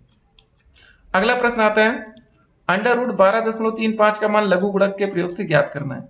अब दोस्त यहाँ पर हम मान लेते हैं ये पूरा जो है अंडर रूट में 12.35 ये x के बराबर है। तो दोस्तों दोनों तरफ क्या करेंगे अब लॉग ले लेंगे। यहाँ लॉग x बराबर आ जाएगा दोस्तों, इसका मतलब होता है कि 12.35 अंडर रूट हटेगा तो इसका मतलब ये होता है घाते में 1/2। तो यहाँ पर दोस्तों 1/2 हो जाएगा, आगे लॉग आ जाएगा 12.35, ठीक है। तो देखिए हर एक तरीका आपको आना चाहिए क्वेश्चन करने के लिए, तो फिर देखिए बहुत दिक्कत होती है, ठीक है। तो उसके बाद दोस्तों देखिए ये हो जाएगा 1/2। इसको सॉल्व करने पर दोस्तों जो भी ये मान है यहां से इसका मान जो निकलेगा हमारा 1.0917। अब दोस्तों क्या करेंगे, 2 से इसको हम भाग कर देंगे। 2 से भाग करने पर 0.5458 आएगा, ठीक है। तो आगे दोस्तों देखिए इसका मतलब ये है 0.5459 लिख लेंगे। इसको दोस्तों 10 की घात 0 से मल्टीप्लाई करेंगे। 10 की घात 0 का मतलब होता है दोस्तों 1। किसी भी वैल्यू का मतलब मान 1 है तो किसी भी मतलब गुणे में कोई भी संख्या में अगर 1 से गुणा करें तो कोई परिवर्तन होगा, ये बताइए, नहीं होगा ना। तो वही बात। तो यहाँ पर दोस्तों हम आगे क्या करेंगे एंटी लॉग लेंगे। तो यहाँ पर लॉग x था, तो ये दोस्तों हमारा हो जाएगा x बराबर, फिर से x बराबर हो जाएगा, एक सेकेंड, x बराबर हो जाएगा हमारा एंटी लॉग 0.5459 गुणे 10 की घात 0। तो इसका मान दोस्तों आ जाएगा 3.515 लगभग में, ठीक है। यही हमारा आंसर हो जाएगा 515, ठीक है ना। अब चलिए चलते हैं आज के अगले प्रश्न में। 2.7/11.3 को लघु गुणक की सहायता से हमें हल करना है। चलिए इसको आप लोग प्रयास करिए, इसको हम तब तक मिटाते हैं। तो ये वीडियो दोस्तों थोड़ी लंबी होगी, ठीक है ना। तो कुछ खाने पीने का सामान आप लोग भी लेके बैठिए, ठीक है। आप सोच रहे हो सर आप अकेले अकेले कुछ खा रहे हैं, तो आप लोग भी वीडियो बड़ी है, अब ऐसे आप वीडियो देखेंगे तो फिर दिक्कत होगी। यहाँ पर प्रश्न में बोला गया कि लघु गुणक की सहायता से आपको इसको हल करना है। ऐसे एक दो क्वेश्चन देखिए आप लोग कर देंगे ना, तो आपके अंदर एक कॉन्फिडेंस भी बिल्ड हो जाएगा, फिर उसके बाद दिक्कत आपको नहीं होगी। चलिए देखते हैं कैसे करना है। सबसे पहले दोस्त इसको हम क्या मानेंगे, x बराबर मान लेंगे 2.7 अपान 11.3। दोनों पक्षों में लॉग ले लेंगे तो हो जाएगा लॉग x बराबर हो जाएगा लॉग 2.7। ये दोस्तों माइनस में चला जाएगा, ऊपर जाएगा तो लॉग 11.3। अब इसका दोस्तों मान जो होता है 4314 होता है, माइनस का 1.0531, घटाने पर दोस्तों आ जाएगा 0.6217। ठीक है, तो इसमें काम कर सकते हैं, माइनस एक जोड़ देते हैं प्लस वन, माइनस एक घटाते प्लस वन जोड़ते हैं, कुछ देखिए फर्क नहीं पड़ेगा, दोनों में मतलब माइनस प्लस दोनों कर रहे हैं। तो इसमें क्या हो जाएगा दोस्तों, ये माइनस में रहेगा ना, ये वाली संख्या घटाने पर ये बड़ी संख्या थी ना, तो 0.6217। तो सॉल्व करने पर आ जाएगा माइनस 1.3783। अब दोस्तों यहाँ पर लॉग एक्स था, यहाँ पर भी लॉग एक्स बराबर ही था। एंटी लॉग ले लेंगे तो यहाँ से एक्स बराबर हो जाएगा एंटी लॉग माइनस 1.3783। इसका एंटी लॉग जब निकालेंगे तो हमारा आंसर आ जाएगा 0.2390। ये हमारा आंसर होगा। ठीक है, तो क्वेश्चन के लेवल आप देख सकते हैं थोड़े से कठिन जरूर है, लेकिन ऐसा नहीं कि आप लोग से लगेगा नहीं। चलिए अगले प्रश्न में आते हैं। 2 गुणे 3 गुणे 5/7 का मान लघु गुणक द्वारा ज्ञात कीजिए। अब दोस्तों देखिए इसको हम पहले x बराबर मानेंगे, याद रखिएगा कैसे कर रहे हैं। अब दोनों दोस्तों दोनों पक्षों में लॉग ले लेंगे तो हो जाएगा लॉग x बराबर हो जाएगा log 3 प्लस का मतलब पहले 2 है ना, तो पहले log 2 हो जाएगा, log 3 हो जाएगा प्लस का log 5 हो जाएगा, नीचे का 7 ऊपर जाएगा तो log 7, ये माइनस में होगा। ठीक है, अब इसको हमें हल कर लेना है। अब दोस्तों यहाँ पर देखिए log 2 का मान जो होगा हमारा 0.3010 होगा, प्लस का 3 का मान 0.4771 प्लस का log 5 का मान होगा हमारा 0.6990, माइनस में होगा हमारा 0.8451। ठीक है, 8451, इसको मिटा के लिख लेते हैं, इतना हो गया। अब इसको सॉल्व कर लेंगे दोस्तों, तो सॉल्व करने पर हमारा आएगा 0.6320, और कुछ नहीं तो यहाँ मल्टीप्लाई में 1 कर सकते हैं ना, 1 की जगह हम 10 की घात 0 लिख देते हैं। अब दोस्तों दोनों पक्षों का एंटी लॉग लेंगे, यहाँ पर लॉग बराबर ये दिया गया। ठीक है, तो यहाँ हो जाएगा दोस्तों हमारा सिर्फ x मतलब log x बराबर ना, तो यहाँ तो हो जाएगा x बराबर दोस्तों आ जाएगा एंटी लॉग 0.3 मतलब 6320 गुणे 10 की घात 0, इसका मान जो आ जाएगा हमारा 4.287, 285 ये है, यही आंसर हो गया। तो आप लोग देख रहे होंगे, आप लोग एक एक क्वेश्चन को हल करके यहाँ पर देखते हुए चल रहे हैं आगे। अब देखिए अगला प्रश्न है, निम्नलिखित घातांकीय रूप को लघु गुणक के रूप में प्रदर्शित करना है। 13 की घात 2 बराबर 169, यहाँ पर 202 आगे आ जाएगा 2 log 13 बराबर 169। ठीक है, आगे लिखा था 210 की घात 3 बराबर ये, तो -3 दोस्तों आगे आ जाएगा log 10 बराबर 10 की घात 3। ठीक है, ऐसे क्वेश्चन भी आपको पेपर में मिलेंगे, हमेशा ऐसा नहीं होगा कि सिर्फ कठिन ही प्रश्न आपको देखने को मिले। अगला क्वेश्चन आता है, एक वर्गाकार मैदान का क्षेत्रफल दिया गया है 1753 वर्ग मीटर, मैदान का परिमाप लघु गुणक की सहायता से आपको ज्ञात करना है। ठीक है, तो वर्ग का दोस्तों जो क्षेत्रफल होता है, एक बात बताइए, वर्ग का क्षेत्रफल का फार्मूला क्या होता है बताइए, भुजा का स्क्वायर। ठीक है, जहां ए स्क्वायर ए वर्ग की भुजा, मतलब यहाँ पर भुजा स्क्वायर मतलब हम क्या मानते हैं, वर्ग में अक्सर ए स्क्वायर मानते हैं। जहां दोस्तों हमारी ए क्या है, ये हमारी भुजा है, ए स्क्वायर क्या था, ये क्षेत्रफल था। तो यहाँ पर देखिए हमारी मैदान का क्षेत्रफल दिया गया ना, तो मतलब ए बराबर हो जाएगा √71753। तो इसको सॉल्व करेंगे दोस्तों तो क्या आएगा, देखिए दोनों पक्षों में लॉग लेने पर तो हो जाएगा log x बराबर log a की जगह रखेंगे दोस्तों 1.6219। सॉल्व करने पर दोस्तों आ जाएगा 41.87। ठीक है, यही आंसर होगा। मैदान का परिमाप चारों भुजाओं का योग। ठीक है, मैदान का परिमाप लघु गुणक की सहायता से ज्ञात करना था। मतलब मैदान का जो हमारा परिमाप होगा वो चारों भुजाओं के योग के बराबर होगा। ठीक है, तो हो जाएगा 4 इंटू 41.87। सॉल्व करने पर 167.48 मीटर लगभग। ठीक है, ये आंसर हो जाएगा। अब देखते हैं आज का अगला प्रश्न। तो दोस्तों अगला क्वेश्चन क्या आ रहा है कि यदि समुच्चय हमारा a बराबर दिया गया है, b बराबर दिया गया है, तो दोनों समुच्चयों का योग तथा अंतर बताना है। पहले हमें जोड़ना है फिर घटाना है। मतलब योग का मतलब दोस्तों a यूनियन b, मतलब समझ लीजिए जो दोनों में उसको सब लिख लेंगे कॉमन कॉमन, और जो है सब कुछ देखिए 6 8 10 12 14 यहाँ पर है 6 9 15, तो यहाँ पर आएगा 6 8 9 10 12 14 और 15। ठीक है, अब a माइनस बी का मतलब होता है अंतर, मतलब a में से b को घटा लेंगे। ठीक है, तो a में से b को घटाइए, देखिए 6 यहाँ पर भी 6 ये कट गया। उसके बाद दोस्तों यहाँ पर और तो कुछ है नहीं, बाकी सब जो a में है सबको लिख लेंगे। 8 है 10 है 12 है 14 है। ठीक है, यहाँ पर बच्चे गलती करते हैं, ये हो गया हमारा। ठीक, चलते हैं आज के अगले प्रश्न की तरफ। हमें गुणनखंड इसका निकालना है। अब दोस्तों देखिए ऐसे क्वेश्चन में क्या होगा ना, आप कंफ्यूजन में आएंगे क्या करना। देखिए यहाँ पर एक्स स्क्वायर दिया है, ऐसे लिख लेंगे। ये जो एक्स का है मल्टीप्लाई अंदर करिए तो हो जाएगा ए एक्स माइनस का, ये देखिए माइनस आ जाएगा ना, मतलब बचेगा ऊपर एक्स अपॉन ए प्लस का 1।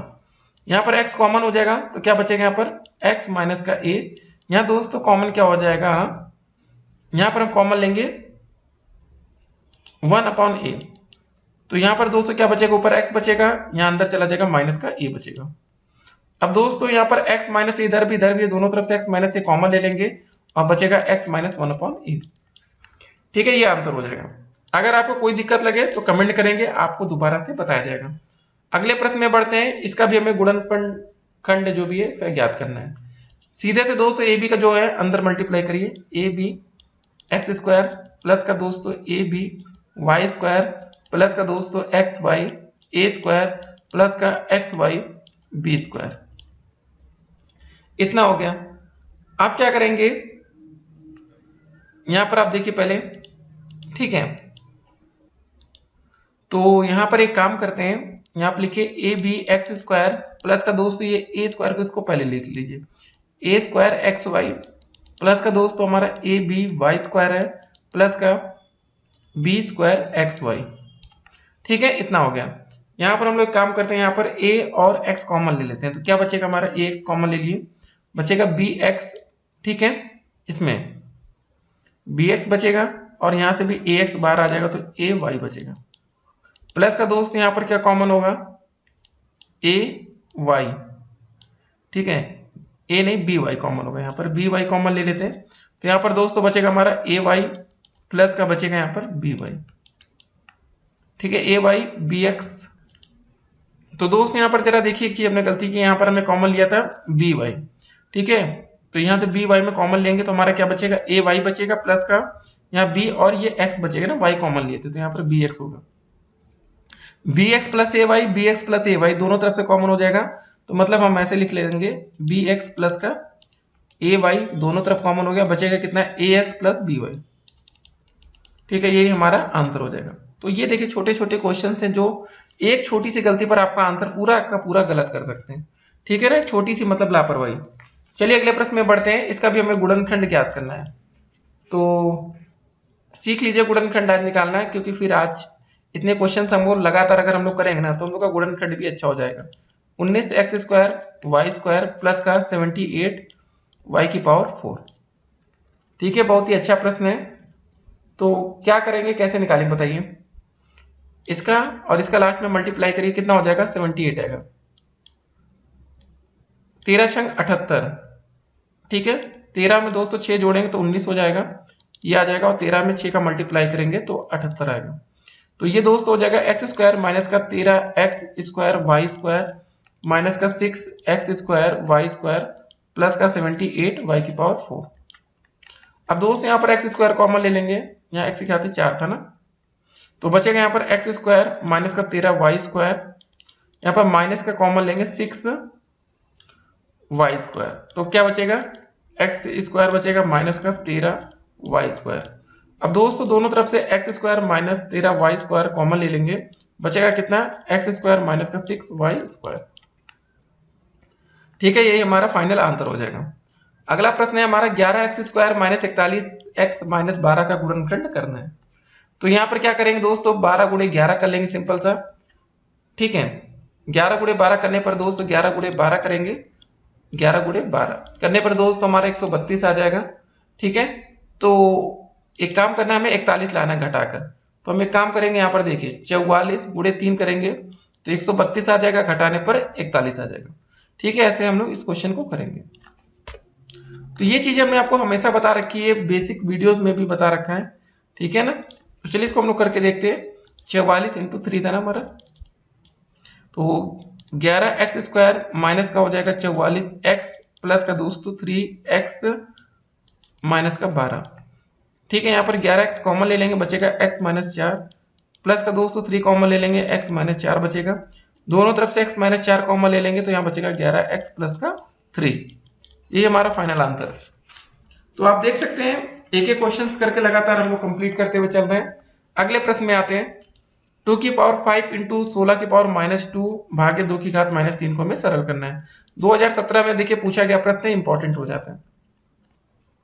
ठीक है, तो देखिए 16 को क्या लिख सकते हैं, 16 को लिख सकते हैं 2 की घात 4, मतलब 2 गुणे 2 गुणे 2 गुणे 2 करिए, 2 दूनी 4 दूनी 8 दूनी 16, 2 की घात 5 इंटू 2 की घात दोस्तों 4 की पावर -2 भागे 2 की पावर -3। इतना है दोस्तों ना। देखिए जैसे रहना है उसको बिल्कुल स्टेप बाय स्टेप करते रहना है। तो ये मल्टीप्लाई में 4 दूनी 8 हो जाएगा, तो हो जाएगा 2 की घात 5 इंटू में 2 की पावर -8 भागे दोस्तों 2 की पावर -3। अब दोस्तों मल्टीप्लाई में तो घातें जुड़ेंगी, तो 5 और -3 कितना हो जाएगा, आ जाएगा 2 की घात -3। ये दोस्तों भाग का चिन्ह इसको बटे में कर देंगे, 2 की घात -3 कट जाएगा, आएगा कितना 1। आसान सा क्वेश्चन था, ऐसे सीधे काट लीजिए या ऐसे आप इसको कर सकते हैं। 2 की घात -3 है, प्लस का 3 आ जाएगा, 2 की घात 0 हो जाएगा, बराबर 1 आएगा। ठीक है, अगर आप बिल्कुल स्टेप बाय स्टेप करना चाहते हैं तो ऐसे आंसर ला सकते हैं। तो चलिए अगले प्रश्न में आते हैं। वीडियो बड़ी हो रही तो थोड़ा जल्दी कर रहे हैं आपको बताने का। ठीक है, इस क्वेश्चन में हमने क्या बोला, पहले और लास्ट का मल्टीप्लाई कर लीजिए, सिंपल सा हो जाएगा। कितना आएगा गुणा करने पर, 1 गुणे 12 12 आ जाएगा, 4 3 12 कर देंगे दोस्तों, 4 में से 3 घटेगा 1 आ जाएगा। यहाँ पर 1 है ना, इसका घटा के लाना, तो मतलब 12 वाई स्क्वायर हो जाएगा, माइनस का 4 वाई प्लस का 3 वाई माइनस का 1। यहाँ पर दोस्तों 4 वाई कॉमन हो जाएगा, 3 4 3 12 3 वाई माइनस का दोस्तों 1 बचेगा, प्लस का 1 कॉमन लेंगे 3 वाई माइनस 1, 3 वाई माइनस 1 दोनों तरफ से कॉमन हो जाएगा, यहाँ पर बचेगा 4 वाई प्लस 1। ठीक है, ये आंसर। तो अगले प्रश्न में चलिए हम लोग बढ़ते हैं, इसको भी मिटाते हैं। अगला क्वेश्चन क्या रहा हमारा कि 4 गुणे 5 की पावर -2 1/10 भाग का चिन्ह 1/10 की पावर स्क्वायर है, 3/4 को सरल करना है। 4 पंजे 20, 20 की पावर दोस्तों कितना हो जाएगा -2 प्लस दोस्तों भाग का चिन्ह है ना, तो भाग का चिन्ह 1/10 मतलब ये हो जाएगा 1/100, 10 का स्क्वायर हो जाएगा 100 हो जाएगा ना। ये जैसे दोस्तों दिया गया वैसे हमें करते हुए चलना है, कुछ भी ज्यादा दिमाग नहीं लगाना। प्लस का 3/4, ठीक है, ये जो भी ब्रैकेट ऐसे लगा है। तो 20 की पावर -2 का मतलब है दोस्तों 1/20 का स्क्वायर, 20 का स्क्वायर होता है 400, मतलब 1/400 भाग का चिन्ह। ठीक है, तो उसके बाद 1/100 दिया गया। एक सेकंड दोस्तों, आपको बताना चाहेंगे इस क्वेश्चन में थोड़ा सा परिवर्तन है। यहाँ पर दोस्त ये प्लस का चिन्ह दिया गया, यहाँ पर थोड़ा सा गलती है क्वेश्चन में। ठीक है, ये हो जाएगा प्लस का 3/4 है। अब यहाँ पर दोस्तों 400 एलसीएम हो जाएगा, यहाँ 1 प्लस यहाँ 4 आ जाएगा। ठीक है, प्लस का 3/4। तो दोस्त यहाँ पर क्या हो जाएगा 4 1 5, 5/400 हो जाएगा, प्लस दोस्त यहाँ पर 3/4 लिखा है। अगर एलसीएम लेंगे यहाँ पर 100 से मल्टीप्लाई होगा, ऊपर भी 100 से। ठीक है, कितना हो जाएगा 5/400 प्लस दोस्त हो जाएगा 300/400, जोड़ने पर आ जाएगा 305/400। ठीक है, अब इसको दोस्तों भाग करके जरा देख लेते हैं। 5 से भाग करिए, 5 6 30, 5 1 5 5 9 40 0, यह आ जाएगा हमारा 61/80। यही हमारा आंसर होगा। अगले प्रश्न में बढ़ते हैं। गुणनखंड हमें ज्ञात करना था 15x⁴ 3x² - 18 का। तो सिंपल तो हमने आपको बता रखा है, पहला इंटू लास्ट मल्टीप्लाई करेंगे। ठीक है, जो भी आएगा दोस्तों यहाँ पर घटाने पर 3 आना चाहिए। तो 18 × 15 और उसके बाद दोस्तों 18 में से 15 जाएगा, 3 बचेगा। तो यहाँ पर दोस्तों आप देख सकते हैं 15x⁴ + 18x² - 15 ये दिया गया। 3x² कॉमन हो गया, 3 × 5 = 15, 6 ऐसे ऐसे कॉमन करके आ गया। कोई डाउट होगा तो कमेंट आप लोग कर सकते हैं। अगला क्वेश्चन है, इसका भी गुणनखंड ज्ञात कीजिए। 2016 में पूछा गया प्रश्न। 8 × 3 करेंगे, 8 × 3 = 24। तो 12 में से दोस्तों 12 दूनी 24 करेंगे, 12 में से 2 घटेगा, फिर कितना आएगा, 10 आएगा। तो ये हो जाएगा 3x² प्लस का दोस्तों 12x माइनस का 2x माइनस का 8। 3x कॉमन ले लेंगे, बचेगा कितना, x + 4 बचेगा, माइनस का 2 कॉमन लेंगे, x + 4 बचेगा। x + 4 दोस्तों दोनों तरफ से कॉमन हो जाएगा, यहाँ बचेगा 3x माइनस का 2। ठीक है, यही आंसर हो जाएगा। अगला प्रश्न क्या रहा, इसको दोस्तों 3x - 6 से भाग देकर भागफल तथा हमें शेषफल बताना है। बहुत ही अच्छा प्रश्न हम कहेंगे, ऐसे क्वेश्चन आते तो बच्चों में मजा आती है। 3x - 6 से भाग देना है 15, ठीक है, x³ माइनस का 20x² प्लस का 13x माइनस का 12। सबसे पहले दोस्तों किससे जाएगा, 5x² से मल्टीप्लाई करिए। 5 × 15x² माइनस का 5 × 30, ठीक है, x²। यहाँ दोस्तों माइनस, यहाँ पर प्लस हो जाएगा, ये कटेगा, यहाँ पर बचेगा 10x² प्लस का दोस्तों 13x। अब दोस्तों 10x² लाना है ना, तो किससे मल्टीप्लाई होगा बताइए। इसको दोस्तों मल्टीप्लाई करेंगे 10/3x से। क्यों करेंगे जरा देखिए, अगर हम 10/3x को मल्टीप्लाई करते हैं 3x से तो कितना हो जाएगा बताइए। 3 से 3 कटेगा, बचेगा 10x², और हमें यहाँ पर देखिए 10x² लाना है। तो यहाँ हो जाएगा हमारा 10x²। आप 10/3 का मल्टीप्लाई ऐसे करिए, 10/3x × 6 से गुणा करिए, 3 दूनी 6, तो कितना आ जाएगा बताइए, 10 दूनी 20 x आएगा ना, माइनस का दोस्तों 20x हो जाएगा। ये हमारा माइनस, ये हो जाएगा प्लस, ये घटेगा, 20 और 13 जोड़ लेंगे, हो जाएगा 33x माइनस का 12। अब दोस्तों कितनी बार जाएगा बताइए। अब दोस्तों इसको हम 11 बार ले जाएंगे, तो 11 × 3 11 × 3 33x, ठीक है, माइनस का 6, 11 × 6 = 66। यहाँ पर माइनस, यहाँ पर प्लस हो जाएगा, ये कट जाएगा, 66 में से दोस्तों 12 घटेगा, 54 आ जाएगा। तो ये देखिए हमारा जो आ रहा है ये 54, ये हमारा शेषफल है। ये दोस्तों जो आ रहा है ये हमारा, ये टोटल इतना, ये हमारा क्या है, भागफल है। ये हमें बताना था, क्वेश्चन पेपर में अलग से लिख लेंगे भैया भागफल ये शेषफल ये। अगला क्वेश्चन आता है गुणनखंड ज्ञात कीजिए। बहुत ही मजा आती है ना गुणनखंड देखते ही। अब देखिए दोस्तों इस क्वेश्चन में भी हम क्या करेंगे, फर्स्ट इंटू लास्ट का मल्टीप्लाई करिए, तो कितना होगा, 14 कम 14, 7 दूनी दोस्तों क्या होगा, घटाने पर हमारा कितना आना चाहिए। देखिए इसको आप ऐसे भी लिख सकते हैं,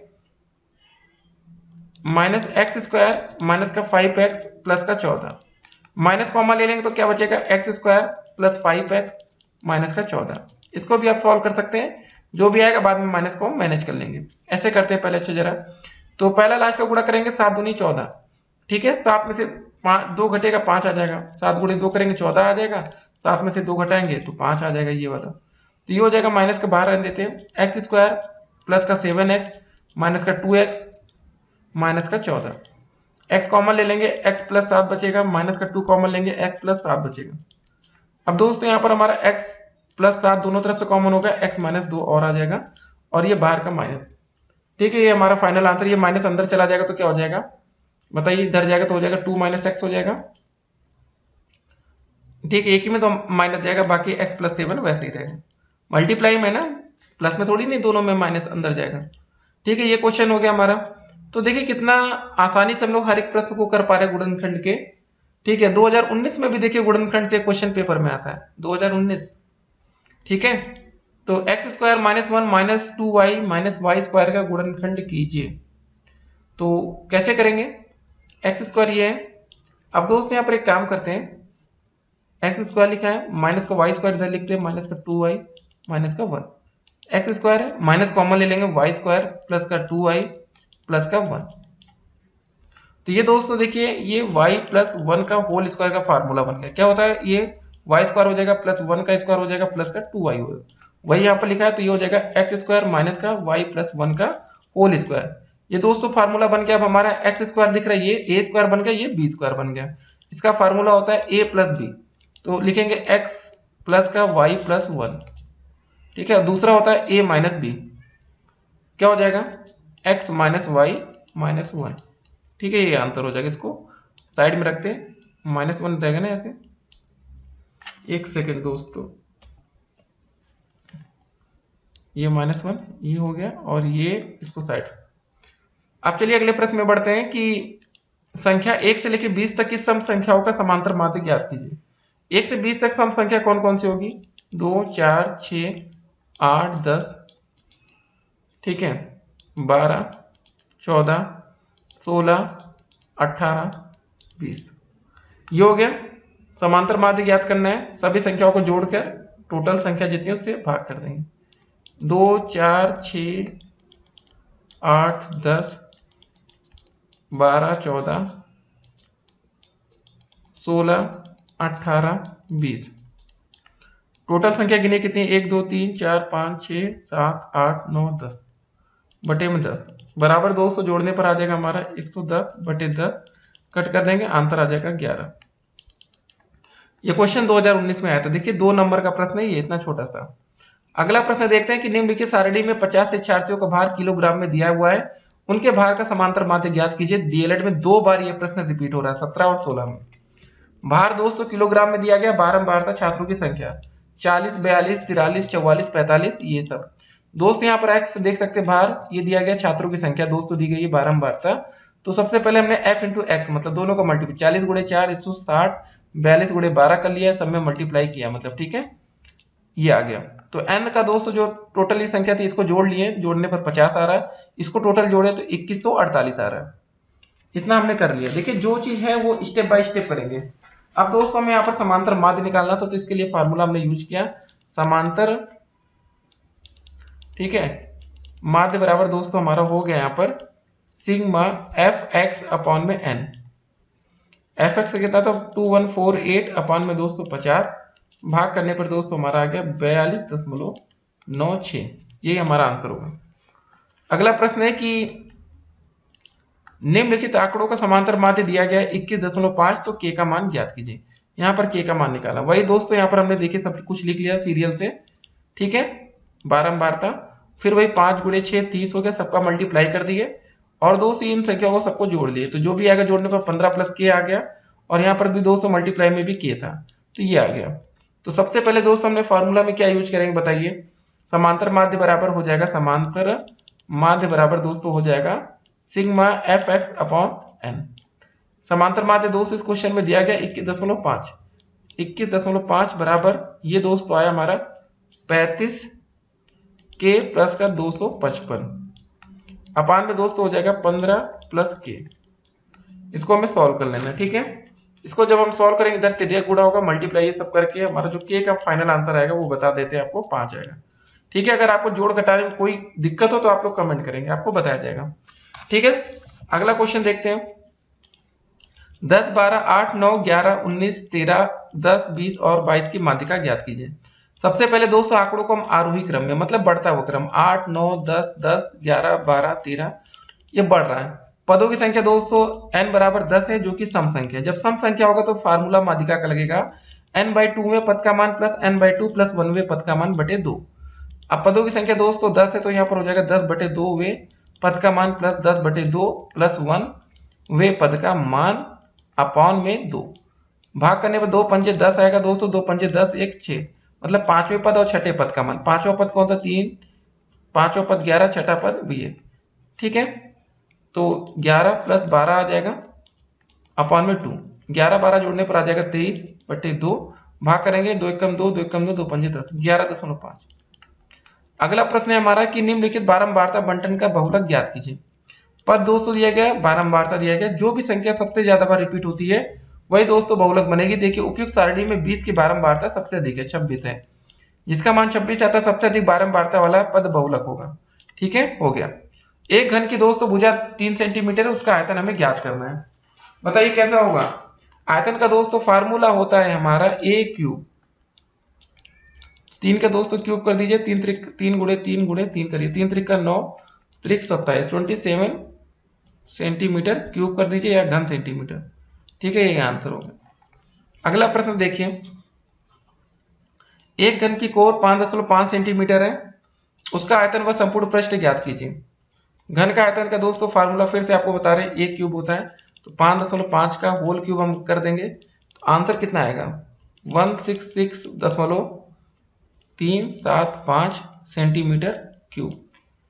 इसका जब संपूर्ण पृष्ठ निकालेंगे, आयतन तो आ गया, संपूर्ण पृष्ठ निकालेंगे तो इसका जो फार्मूला होगा संपूर्ण पृष्ठ का, संपूर्ण, ठीक है, पृष्ठ का जो फार्मूला होगा 6a² होगा, 6 होगा, उसके बाद मल्टीप्लाई में इंटू में 5.5 का स्क्वायर होगा। इसको दोस्तों जब हम सॉल्व करेंगे तो आ जाएगा हमारा 181.5 सेंटीमीटर स्क्वायर। चलिए अगले प्रश्न में बढ़ते हैं। तो दोस्तों अगला क्वेश्चन क्या रहा कि हमारा लकड़ी के घनाभ के आकार के एक टुकड़े की लंबाई 75 सेंटीमीटर, चौड़ाई 15 है, ऊंचाई 5 सेंटीमीटर है, तो इसमें से 15 सेंटीमीटर लंबे, 3 सेंटीमीटर चौड़े तथा 1 सेंटीमीटर ऊंचे कितने गुटके बनाए जा सकते हैं। बहुत ही अच्छा प्रश्न है। देखिए दोस्तों, घनाभ की लंबाई दी गई है कितना 75, 15 और ऊंचाई दोस्तों 5 है। गुटकों की संख्या दोस्तों दी गई है, तो घनाभ का जो आयतन आएगा, ठीक है, घनाभ का जो आयतन हमारा बनेगा वो क्या बनेगा बताइए, लंबाई गुणे चौड़ाई गुणे ऊंचाई, मतलब 75 गुणे 15 गुणे 5। ठीक है, और उसके बाद दोस्तों जो गुटके का आयतन बनेगा, गुटके का आयतन यहाँ पर ये हो जाएगा दोस्तों हमारा 15 गुणे 3 गुणे 1। ये देखिए 15 3 1।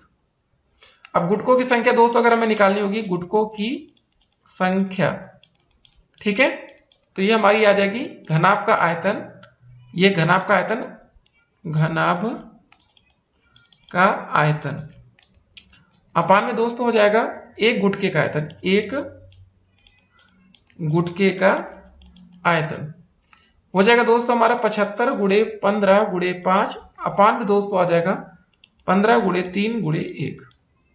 सॉल्व करने पर दोस्तों हमारा 125 आ जाएगा, यही हमारा फाइनल आंसर होगा। ठीक है, 15 से 15 कट गया, 3 दूनी 6, 3 पचे 15, 25 पंजे 125। अगला प्रश्न है हमारा 10 सेंटीमीटर भुजा के दोनों घनों को बराबर सटाकर रखने से प्राप्त घनाभ का संपूर्ण पृष्ठ ज्ञात कीजिए। दोनों देखिए दोस्तों 10 सेंटीमीटर के जो भुजा के दो घन है, दोनों को सटाकर रखा गया है। घनाभ की दोस्तों जो लंबाई दी गई है वो कितनी दी गई है, लंबाई 10 सेंटीमीटर दी गई है। जुड़े हुए घनाभ की दोस्तों जो लंबाई हो जाएगी 10 + 10, जब जोड़ दिए जा रहे हैं तो घनाभ की जो लंबाई होगी, जुड़े हुए घनाभ की लंबाई हो जाएगी दोस्तों 10 + 10 मतलब 20 सेंटीमीटर। और घनाभ की दोस्तों चौड़ाई जो है वो कितनी है, 10 है। ऊंचाई दोस्तों जो है वो भी हमारी 10 सेंटीमीटर है। घनाभ का जो संपूर्ण पृष्ठ आएगा, घनाभ का संपूर्ण पृष्ठ वो कैसे निकालेंगे हम लोग, 2 गुणे 20 गुणे दोस्तों 10 हो जाएगा, प्लस 10 गुणे 10 प्लस का 10 गुणे 20।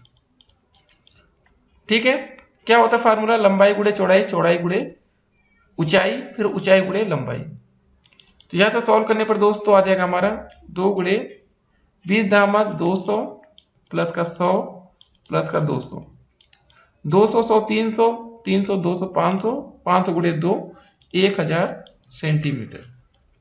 ठीक है, ये आंसर हो जाएगा। संपूर्ण पृष्ठ आ गया, डीएलएड 2018 का प्रश्न है। अगला क्वेश्चन जरा देखते हैं। एक लंबवृत्तीय बेलन के आधार का क्षेत्रफल 100 वर्ग सेंटीमीटर है यदि बेलन की ऊंचाई 10 सेंटीमीटर है। ठीक है, तो आयतन हमें बताना है। बेलन के आधार का जो क्षेत्रफल होगा दोस्तों वो क्या होगा, πr² हो जाएगा। ठीक है, आधार का क्षेत्रफल दिया भी गया है 100 सेंटीमीटर स्क्वायर या वर्ग सेंटीमीटर। ठीक है, बेलन की दोस्तों जो ऊंचाई दी गई है, हाइट 10 सेंटीमीटर है। बेलन का आयतन का जो फार्मूला होता है πr² होता है। ठीक है, πr² का मतलब 100 गुणे 10 कर देंगे, आंसर आ जाएगा 1000 घन सेंटीमीटर। ये होता है दोस्तों। देखिए अगर आपको क्वेश्चन आ रहा हो तो इतनी तेजी से आप सॉल्व कर पाएंगे विद इन सेकेंड मिनट। अगला प्रश्न देखिए, एक शंकु के आधार पर त्रिज्या 3.5 सेंटीमीटर तथा ऊंचाई 12 सेंटीमीटर है, शंकु का आयतन तथा वक्र पृष्ठ ज्ञात करना है। बहुत अच्छा प्रश्न है। शंकु की दोस्तों ऊंचाई दी गई है, पहले ठीक है। हाइट h बराबर दी गई है 12 सेंटीमीटर। शंकु की जो त्रिज्या है 3.5 सेंटीमीटर। r बराबर दोस्तों 3.5, दशमलव हटाएंगे 0 आ जाएगा। 5 सत्ते 35, 5 दूनी 10। ठीक है, इसको हम लिख सकते हैं 7/2 सेंटीमीटर। इस तरह ज़्यादा अच्छा लग रहा है, नहीं तो 3.5 से थोड़ा कैलकुलेशन टफ होता है। ठीक है, तो ये सब चीज़ हो गई, हाइट हो गई और हमारी दोस्तों त्रिज्या आ गई, आर आ गई। अब दोस्तों यहाँ से हम तिर्यक ऊंचाई निकाल सकते हैं। एल बराबर दोस्तों फार्मूला होता है √h² प्लस का r²। हाइट कितनी दोस्तों हमारी, ऊंचाई 12 का स्क्वायर हो जाएगा, प्लस दोस्तों आर की जगह हम रखेंगे 7/2 का स्क्वायर। 12 का स्क्वायर होता है 144 प्लस 7 सत्ते 49/4। इसको सॉल्व करेंगे दोस्तों, आ जाएगा हमारा टोटल 625/4 अंडर रूट में। ऊपर आ जाएगा दोस्तों 25/2, ये बाहर आएगा रूट के। इसको 2 से भाग कर देंगे तो 12.5 सेंटीमीटर ये आ जाएगा। तिरछी ऊंचाई आ गई, तिर्यक ऊंचाई। शंकु का जो वक्र पृष्ठ होता है, हमें निकालना क्या था, वक्र पृष्ठ और आयतन। वक्र पृष्ठ का फार्मूला होता है पाई आर एल। अब पाई की जगह दोस्तों रहेगा हमारा 22/7, आर की जगह रहेगा 7/2, एल दोस्तों आया था हमारा 25/2। सॉल्व कर लेंगे तो कट्टम कुट्टम करिए दोस्तों, यहाँ से 2 से भाग करेंगे 11 बढ़ जाएगा, 7 से 7 कट गया। ठीक है, 25 गुणे 11 कर लीजिए, फिर इसको 2 से भाग कर देंगे तो आ जाएगा हमारा 137.5 सेंटीमीटर स्क्वायर। अगला दोस्तों हमारा है शंकु का आयतन निकालना है। आयतन, आयतन का फार्मूला होता है 1/3 पाई r² h। 1/3 दोस्तों पाई की जगह 22/7, आर का मान 7/2, तो 7/2 गुणे 7/2 इंटू h की जगह 12। 1 7 से 7 कट गया, 2 छंग 12, 2 तिहाई 6, 3 से 3 कट गया, 22 गुणे 7, 7 दूनी 14, 7 दूनी 14 15, 154 घन सेंटीमीटर। ठीक है दोस्तों, ये हमारा आंसर हो गया। तो देखिए ये होता है अप्रोच करने का, कितनी तेजी से क्वेश्चंस के आंसर हम लोग ला रहे हैं। ठीक है, थोड़ी सी प्रैक्टिस करेंगे आप भी ऐसे ही तेजी से आंसर ला पाएंगे। चलिए अगला प्रश्न देखते हैं। अब अगला प्रश्न है हमारा कि भाई वृत्त क्या होता है, इसकी परिधि, जीवा तथा वृत्तखंड को हमें समझाना है। तो यदि एक समतल में कोई बिंदु इस तरह गतिमान हो कि समतल में दिए गए एक निश्चित बिंदु से उसकी दूरी सदा नियत रहती, मतलब समान रहती, मतलब यहाँ त्रिज्या से दोस्तों जो दूरी होगी यहाँ पर ये भी उतनी होगी, इधर भी उतनी होगी। तो इस बिंदु के पथ द्वारा बनी गई आकृति को वृत्त कहते हैं। ये दोस्तों बाहर जो हमारा दिख रही है क्या, हमारी परिधि है। ये परिधि लिखा गया, ये त्रिज्या है, व्यास है, जीवा है। स्थिर बिंदु को वृत्त का केंद्र, सेंटर तथा इस केंद्र से वृत्त की प्रत्येक बिंदु की नियत दूरी को वृत्त की त्रिज्या या रेडियस कहते हैं। परिधि क्या होता है, वृत्त के परिमाप को वृत्त की परिधि कहते हैं। वृत्त की जीवा और व्यास, वृत्त के 2 बिंदुओं को मिलाने वाले रेखाखंड को वृत्त की जीवा कहते हैं तथा ऐसी जीवा को वृत्त के केंद्र से होकर जाए वृत्त की व्यास कहलाती है। वृत्तखंड, वृत्त की जीवा वृत्त को 2 भागों में विभाजित करती है। इन 2 भागों में से प्रत्येक को वृत्तखंड कहते हैं। छोटा भाग लघु वृत्तखंड व बड़ा भाग दीर्घ वृत्तखंड कहलाता है। ये दोस्तों देखिए जैसे 2 भाग में कट हो रहा है ना, ये छोटा भाग है, ये बड़ा भाग। इन खंडों में से प्रत्येक को एक दूसरे का एकांतर कहते हैं। अगला क्वेश्चन, किसी वृत्त के केंद्र से 5 सेंटीमीटर की दूरी पर स्थित जीवा की लंबाई 24 सेंटीमीटर है। उस जीवा की लंबाई ज्ञात कीजिए जो केंद्र से 12 सेंटीमीटर की दूरी पर स्थित हो। अब दोस्तों यहाँ पर देखिए, एक हमने फिगर ड्रा किया 5 सेंटीमीटर की दूरी पर दोस्तों ये, और इस जीवा की लंबाई 24 सेंटीमीटर। ये देखिए केंद्र से 12 सेंटीमीटर की दूरी पर स्थित हो। ठीक है, ऐसे क्वेश्चन करना है। दूरी दोस्तों पहले क्या है हमारी 5 है, फिर 5 से 12 हो रही है। जीवा दोस्तों हमारी क्या है, पहले दोस्तों हमारी 24 है, अब 24 से क्या हो जाएगी दोस्तों, ये x हो जाएगी। तो इसको हम कैसे रखेंगे, इसको हम ऐसे रखेंगे 12:5 समानुपात 24:x। ठीक है, ऐसे बढ़ते चलेंगे। तो अब इसको सॉल्व कर लेंगे, ये मल्टीप्लाई बाहर बाहर का अंदर अंदर का, तो 12x बराबर हो जाएगा 24 गुणे 5, 12 दूनी 24, x का मान आ जाएगा 10। ठीक है, ये आंसर हो जाएगा। कितनी आसानी से हम लोग कर पा रहे हैं, देखिए यही होती है प्रैक्टिस आपकी। कोई दिक्कत होगी दोस्तों कमेंट करेंगे, आपको वीडियो के माध्यम से उसको अलग से क्वेश्चन को समझा जाएगा। अगला प्रश्न है देखिए हमारा कि एक वृत्त में एक 10 सेंटीमीटर लंबी जीवा खींची गई है जिसकी केंद्र से दूरी 12 सेंटीमीटर है, वृत्त की त्रिज्या ज्ञात कीजिए। 10 सेंटीमीटर लंबी जीवा खींची गई है, ठीक है। इस क्वेश्चन में ये बोला गया है जिसकी केंद्र से दूरी 12 सेंटीमीटर है, ये देख सकते हैं 12 सेंटीमीटर, वृत्त की त्रिज्या ज्ञात कीजिए। त्रिज्या ज्ञात करनी है, ये मान लेते केंद्र ओ ए, ठीक है। अगर ओ ए की लंबाई दोस्तों में ज्ञात करनी है तो क्या हो जाएगा बताइए। तो ऐसे क्वेश्चन जब पेपर में आते हैं तो फिर बहुत ही मजा आती है। यहाँ पर दोस्तों जो ये हमारी जीवा दिख रही नीचे, इसकी लंबाई 10 सेंटीमीटर, यहाँ 5 लिखा है, 5 की लंबाई यहाँ बीच में रखिए, वो इतना आधा 5 होगा, पूरा 10 था तो ये 12 5 हो गए। ये अगर ये निकालना तो ये देखिए पाइथागोरस प्रमेय लगेगा, कर्ण का स्क्वायर बराबर होता है लंब का स्क्वायर प्लस का आधार का स्क्वायर, 12 स्क्वायर प्लस 5 स्क्वायर, ठीक है। ओ ए स्क्वायर बराबर ये होगा, ओ ए बराबर दोस्तों अंडर रूट हो जाएगा 144 प्लस का 25, जोड़ने पर 169 आ जाएगा, सॉल्व करने पर ओ ए का मान आ जाएगा 13 सेंटीमीटर।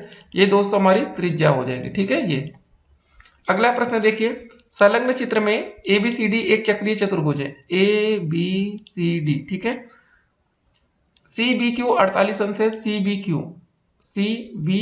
क्यू ये वाला दोस्तों कोण हमारा 48 अंश है। ए बराबर दोस्तों 2b के हैं, ए दोस्तों कहा गया ये वाला हमारा जो है ये 2b के हैं, तो b का मान हमें ज्ञात करना है, ये वाला दोस्तों कोण हमें बताना है, ठीक है। बहुत ही अच्छा प्रश्न है।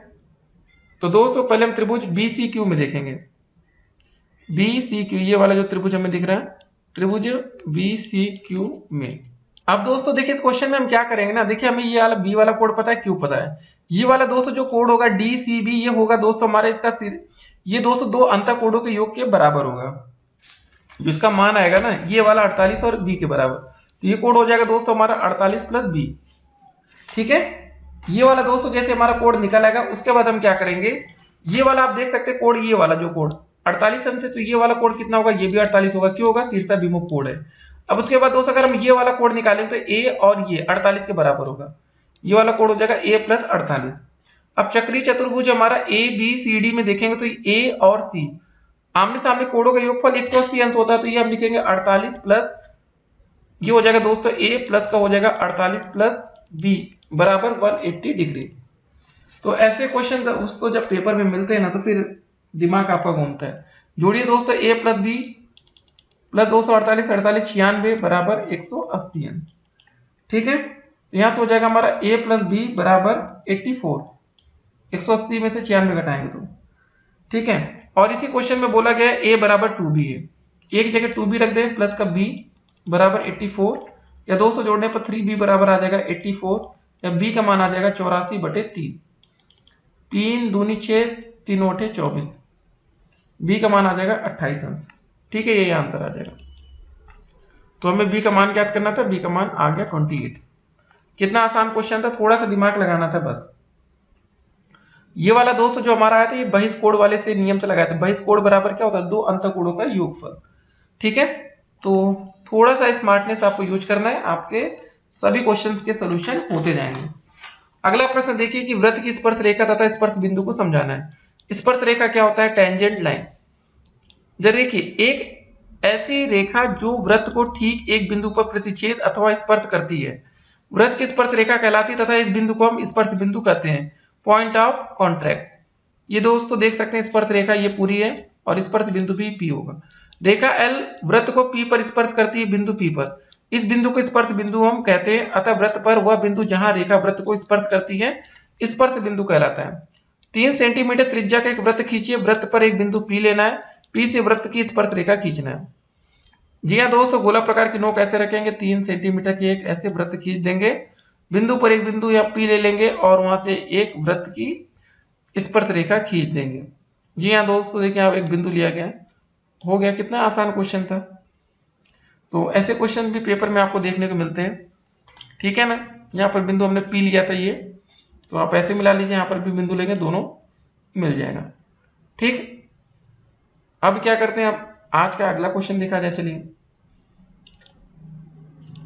2.5 सेंटीमीटर त्रिज्या के एक वृत्त खींचना है जिसका केंद्र O है, ये O है। इस वृत्त की दो त्रिज्या OA OB इस प्रकार है, AOB 120 अंश है। एक मतलब रेखा खींच लीजिए, ठीक है। मान लीजिए ओ ऐसे हम लोग खींच लेंगे वृत्त बनाने के बाद, 120 अंश का कोण बना के ओ भी मिला दीजिए, ठीक है। बिंदु ए और बी वृत्त की स्पर्श रेखाएं खींचिए। यहाँ पर ए पर दोस्तों एक स्पर्श रेखा बी पर खींचेंगे और जो पी पर प्रतिच्छेद करती है रचना लिखना। कितना आसान क्वेश्चन है, क्या करना देखिए समझिए। एक वृत्त आप ऐसे खींच लेते हैं, ठीक है, बिंदु लीजिए, कोई ऐसे मिला लीजिए। यहाँ पर दोस्तों 120 अंश का कोण बनाते हुए ऐसे ले लीजिए, ठीक है। ये 120 अंश का कोण हो जाएगा, ओ हो जाएगा, ए हो जाएगा, बी हो जाएगा। यहाँ पर एक स्पर्श रेखा खींचिए, खींचिए, ये बिंदु पी पर मिलेगा, बात खत्म, ठीक है। इतना आसान हो गया, रचना बाद में अपने आप लोग लिख लेंगे।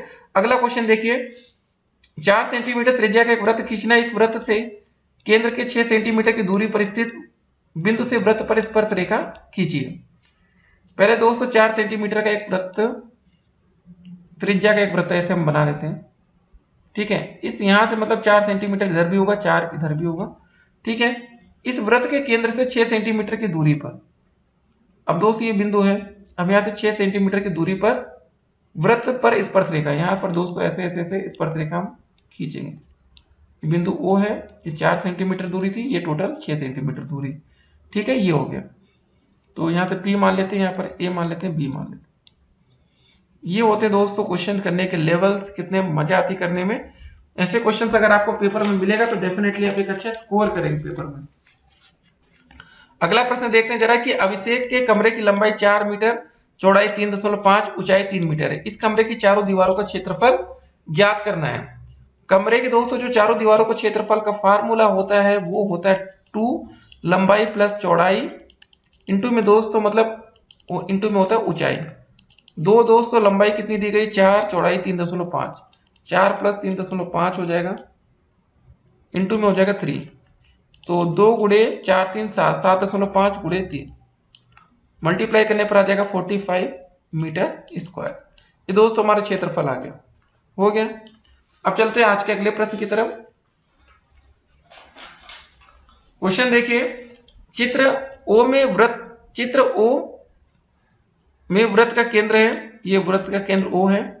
ओ बी सी दोस्तों हमारा 45 अंश, ये वाला 45 है। बी ए सी तथा बी ई सी का मान, बी ए सी ये वाला दोस्तों कोण निकालना है, और बी ई सी ये वाला कोण बताना। ये दोस्तों दोनों देखिए चक्रीय चतुर्भुज में लगाएंगे, रुकिए आपको बताते हैं।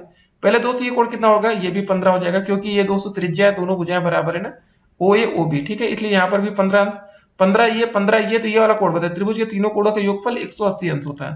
तो 15 15 30 घटाने पर 150 आ जाएगा। तो ये वाला दोस्तों कोण हमारा 150 अंश हो जाएगा। कैसे, 15 प्लस 15 इसको x मान लेते हैं बराबर, त्रिभुज के तीनों अंतों कोणों का योगफल 180 अंश होता है। तो x बराबर दोस्तों हो जाएगा हमारा 180, 15 15 30 घटाने पर 150 आ गया। अगर दोस्तों ये वाला कोण 150 है तो ये इसका आधा हो जाएगा, ये हो जाएगा हमारा 75, ठीक है। 75 ये दोस्तों, तो ये वाला कोण कितना आ जाएगा, इसको x मान लेते हैं, तो 75 प्लस x बराबर 180 अंश, तो यहाँ से x का मान आ जाएगा 105 अंश, क्योंकि दोस्तों चक्रीय चतुर्भुज के सम्मुख कोणों के योगफल भी 180 अंश होता है। तो ये 105 आ गया, ये वाला 75 आ गया, ठीक है। बी ई सी ये वाला हमारा हो जाएगा कितना 105, और ये वाला दोस्तों कोण हो जाएगा 150। चलते हैं आज के अगले प्रश्न में। चित्र में ओ वृत्त का केंद्र यहां पर फिर से, ठीक है।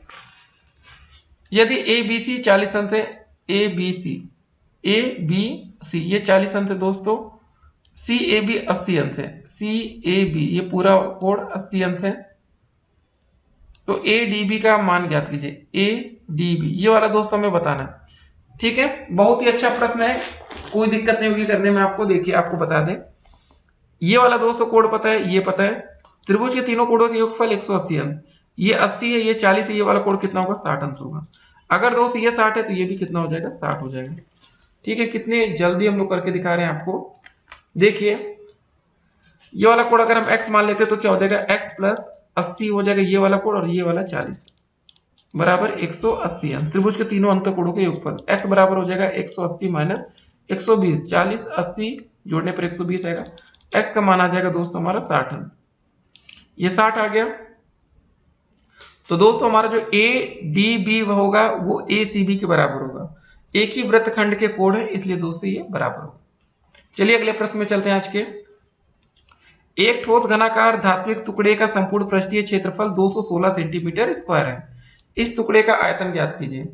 धात्विक टुकड़े का जो संपूर्ण पृष्ठ का फार्मूला होता है वो क्या होता है, 6a² होता है ना, आपको बताया था हमने इस क्वेश्चन थोड़ी देर पहले। तो 6a² बराबर 216 दिया गया है, तो क्या हो जाएगा a² बराबर 216/6, 6 त्रिक 18, 6 छंग 36, a बराबर दोस्तों हो जाएगा √36, तो a का मान आ जाएगा 6। a का मान दोस्तों 6 आ गया, तो हमें घन का आयतन निकालना है। तो a का मान कितना है, 6 है। तो आयतन का दोस्तों जो हमारा फार्मूला होता है क्या होता है, a³ या भुजा का क्यूब कहते हैं। ठीक है, तो 6 का दोस्तों क्यूब करेंगे तो कितना हो जाएगा, 6 गुणे 6 गुणे 6 आ जाएगा 216 सेंटीमीटर क्यूब आएगा। चलिए अगले प्रश्न में चलते हैं हम लोग। अगला प्रश्न है कि एक ईंट की लंबाई, चौड़ाई व मोटाई क्रमशः 25, 10 व 7.5 सेंटीमीटर है और 205 मीटर लंबी, 3.5 मीटर ऊंची व 33 सेंटीमीटर मोटी दीवार बनाने में कितनी ईंटें लगने की। अब एक चीज जरा समझिए, पहले इस क्वेश्चन में थोड़ा सा आपको समझना है। ये सेंटीमीटर है, ये भी सेंटीमीटर, ये भी सेंटीमीटर, यहाँ 5 मीटर आ गया। पहले 5 मीटर को हम सेंटीमीटर में बदलेंगे। 5 मीटर बराबर क्या हो जाएगा, 5 गुणे 100 सेंटीमीटर। तो ये दोस्तों हो जाएगा हमारा 500 सेंटीमीटर। ठीक है, ये थोड़ा सा। अब दोस्तों हमें ईंटों की संख्या निकालनी है, तो ईंटों की संख्या बराबर क्या हो जाएगा बताइए, ईंटों की संख्या बराबर, ऐसा क्वेश्चन अभी हमने देखा था। दीवार का आयतन दोस्तों, दीवार का आयतन कैसे निकालेंगे, लंबाई गुणे चौड़ाई गुणे मोटाई जो भी था, तो हो जाएगा हमारा दोस्तों, पहले रुकिए, दीवार बनने में ईंटों की संख्या, तो इतनी मोटी दीवार है ना, दीवार का दोस्तों जो आयतन होगा, लिखिए पहले ऊपर, दीवार का आयतन अपान दोस्तों हो जाएगा हमारा एक ईंट का आयतन, एक ईंट का आयतन। दीवार का दोस्तों आयतन कितना हो जाएगा, 500, जो भी हमने निकाली ये 5 मीटर गुणे 3.5 मीटर, 3.5 मीटर है ना ये भी, तो इसको 100 से गुणा कर देंगे तो दोस्तों कितना हो जाएगा, ये 350 सेंटीमीटर हो जाएगा। ठीक है, तो गुणे 350 गुणे दोस्तों हो जाएगा 33, अपान में दोस्तों ईंट में 25, 10 और 7.5, 25 गुणे 10 गुणे 7.5, इसको सॉल्व करने पर दोस्तों हमारा आ जाएगा 3080 ईंट। ठीक है, इसको भाग भाग करेंगे, एक जीरो से एक जीरो कटेगा ऐसे, 25 दूनी 50, 0 7.5 से जो भी, ठीक है, इसको सॉल्व कर लेंगे। अगला प्रश्न आता है हमारा कि एक समद्विबाहु त्रिभुज के समान कोण तीसरे कोण से 4 गुना है, तो त्रिभुज के तीनों कोणों का मान आपको ज्ञात करना है। तो देखिए हर तरह का प्रश्न आपको पेपर में मिल सकता है, हर तरह के क्वेश्चन की तैयारी आपके होनी चाहिए। डीएलएड 2019 का प्रश्न है ये। अब दोस्तों देखिए, भुजा एक समद्विबाहु त्रिभुज, समद्विबाहु में दो भुजाएं बराबर होती है, याद रखिएगा। ठीक है, मतलब मान लेते हैं ए बी सी, तो इसमें दोस्तों ए बी बराबर ए सी हो जाएगा। ठीक है, तो इसमें बोला गया समद्विबाहु त्रिभुज के समान कोण तीसरे कोण से 4 गुना है, तो त्रिभुज के तीनों कोणों का मान ज्ञात कीजिए। कोण ए बी सी बराबर दोस्तों हो जाएगा कोण ए सी बी, यहाँ पर कोण ए बी सी बराबर कोण ए सी बी, ये वाला कोण ये वाला कोण भी बराबर है। त्रिभुज के तीनों कोणों का योगफल कितना होता है, 180 अंश होता है, मतलब कोण ए बी सी का मान 180 अंश होगा। ऐसे आप लिख लेंगे कोण ए प्लस कोण बी प्लस कोण सी बराबर 180। आप ऐसे लिखेंगे, ऐसे देखिए, कोण ए बी सी प्लस का कोण ए सी बी प्लस का कोण बी ए सी बराबर 180। ठीक है, ये हम शॉर्टकट आपको लिख के दिखाए थे। तो यहाँ पर एक बात और लिखी गई है कि समान कोण तीसरे कोण से 4 गुना है। ठीक है, ये वाले समान कोण है तीसरे कोण से, मान लेते ये वाला जो तीसरा कोण x है, तो ये दोनों कोण कितने होंगे, 4x होंगे, 4x होंगे। यहाँ पर लिखिए ए बी सी, मतलब ये हो जाएगा 4x प्लस ए सी बी, ये भी 4x प्लस ये x बराबर 180, जोड़ने पर हो जाएगा 4 8 1 9x बराबर 180 डिग्री। x का मान आ जाएगा दोस्तों 9 से बाकी 9 दूनी 18 0, x का मान 20 आ गया। ठीक है, एक x का मान 20 आ गया, तो दोस्तों जो दूसरा 4x माने थे, तो x की जगह हम 20 रख देंगे, तो 4 गुणे 20 यह आ जाएगा 80 अंश। तो 80 अंश 80 अंश 20 80 80, यही आंसर आ जाएगा। ठीक है, तो ऐसे क्वेश्चंस भी आपको पेपर में देखने को मिलेगा। अब चलिए चलते हैं आज के अगले प्रश्न की तरफ। एक लंबवृत्तीय शंकु का वक्र पृष्ठ ज्ञात कीजिए जिसकी ऊर्ध्वाधर ऊंचाई। ठीक है, अब देखिए इसमें लास्ट वाले क्वेश्चन का फिगर बना दिया गया है जी। ये वाला क्वेश्चन नहीं था, ये वाला, अब यहाँ पर इसका फिगर बना है। ठीक है, चलिए छोड़ते हैं इसको। मतलब लंबवृत्तीय शंकु का वक्र पृष्ठ ज्ञात करना जिसकी ऊर्ध्वाधर ऊंचाई 15 सेंटीमीटर है, आधार की त्रिज्या 8 सेंटीमीटर है। हमें दोस्तों हाइट पता है, त्रिज्या पता है, तो तिर्यक ऊंचाई निकाल लेंगे। एल बराबर होता है under root H square plus R square. 15 का स्क्वायर हो जाएगा प्लस का 8 का स्क्वायर, ब्रैकेट लगाइए ऐसे अंडर रूट में। 15 का स्क्वायर 225 प्लस 208 का स्क्वायर 64 आ जाएगा अंडर रूट में 289 बराबर दोस्तों इसका बाहर आएगा तो 17 सेंटीमीटर। तिर्यक ऊंचाई आ गई हमारी। हमें वक्र पृष्ठ ज्ञात करना है। सिंपल सा वक्र पृष्ठ का फार्मूला क्या होता है बताइए? होता है पाई आर एल। पाई रहने देते हैं। आर का मान दोस्तों हमारा कितना है? 8 है। एल का मान 17। 17 8 होता है दोस्तों 136 पाई सेंटीमीटर स्क्वायर। यही आंसर हो जाएगा। और आपको बता दें इस फिगर का है भैया, इस क्वेश्चन में कोई लेना देना नहीं, इसको हटा देंगे। ठीक है, अगला प्रश्न देखिए क्या दिया गया है। नीचे दिए गए वृत्त में जीवाएं ए बी एवं सी डी परस्पर समकोण पर काटती है। ए बी दोस्तों और सी डी समकोण पर ये दोस्तों काट रही है। बी डी सी दोस्तों ये कोण हमारे अगर 15 अंश है, बी डी सी ये वाला कोण दोस्तों 15 अंश है, तो ए सी डी का मान ज्ञात कीजिए। ए सी डी ये वाला कोण हमें बताना है। तो डी ई बी दोस्तों कितना हो जाएगा? ये वाला कोण दोस्तों हमारा 90 अंश होगा, ये 15 है, तो ये वाला दोस्तों कोण अगर हम चाहे तो निकाल सकते हैं। डीबीई ये वाला कोण कितना आ जाएगा? एक 15 दोस्तों एक 90 है, अगर इसको हम एक्स भी मान लेते हैं बराबर त्रिभुज के तीनों कोणों का योगफल 180 अंश, तो 15 90 105 हो जाएगा, तो एक्स का मान आ जाएगा 75। ठीक है, अगर दोस्तों ये वाला कोण हमारा कितना है 75 अंश आ गया, तो ये वाला कोण कितना आएगा दोस्तों? ये भी हमारा 75 ही आएगा। ठीक है, इसको ध्यान रखना है। ये गलती आप लोग मत करिएगा। बहुत से बच्चों को लग रहा होगा ये 15 है तो ये भी 15 होगा, नहीं, ये गलती आप लोग नहीं करेंगे। तो अच्छे लेवल के क्वेश्चन भी आपको पेपर में देखने को मिलता है, तो तैयारी रखेंगे। चलिए आज के अगले प्रश्न की तरफ बढ़ते हैं। 10,000 रुपए का 2 वर्ष का चक्रवृद्धि ब्याज तथा साधारण ब्याज का अंतर 100 रुपए हो तो वार्षिक ब्याज की दर ज्ञात कीजिए। ठीक है, तो दोस्तों देखिए मूलधन इसको पी मान लेते हैं, समय दोस्तों टी, अंतर 100 है। ठीक है, इसको निकालते हैं। साधारण ब्याज का जो फार्मूला होता है दोस्तों हमारा सिंपल इंटरेस्ट या साधारण ब्याज बराबर दोस्तों जो होता है हमारा क्या होता है? P R T upon 100। ठीक है, पी का मान दोस्तों 1000 10,000 है। आर का मान दोस्तों नहीं पता है, समय 2 है बटे में 100। 2 जीरो से 2 जीरो कट गया, 100 गुणे 2 कितना होगा? 200 आर। साधारण ब्याज इतना आ गया।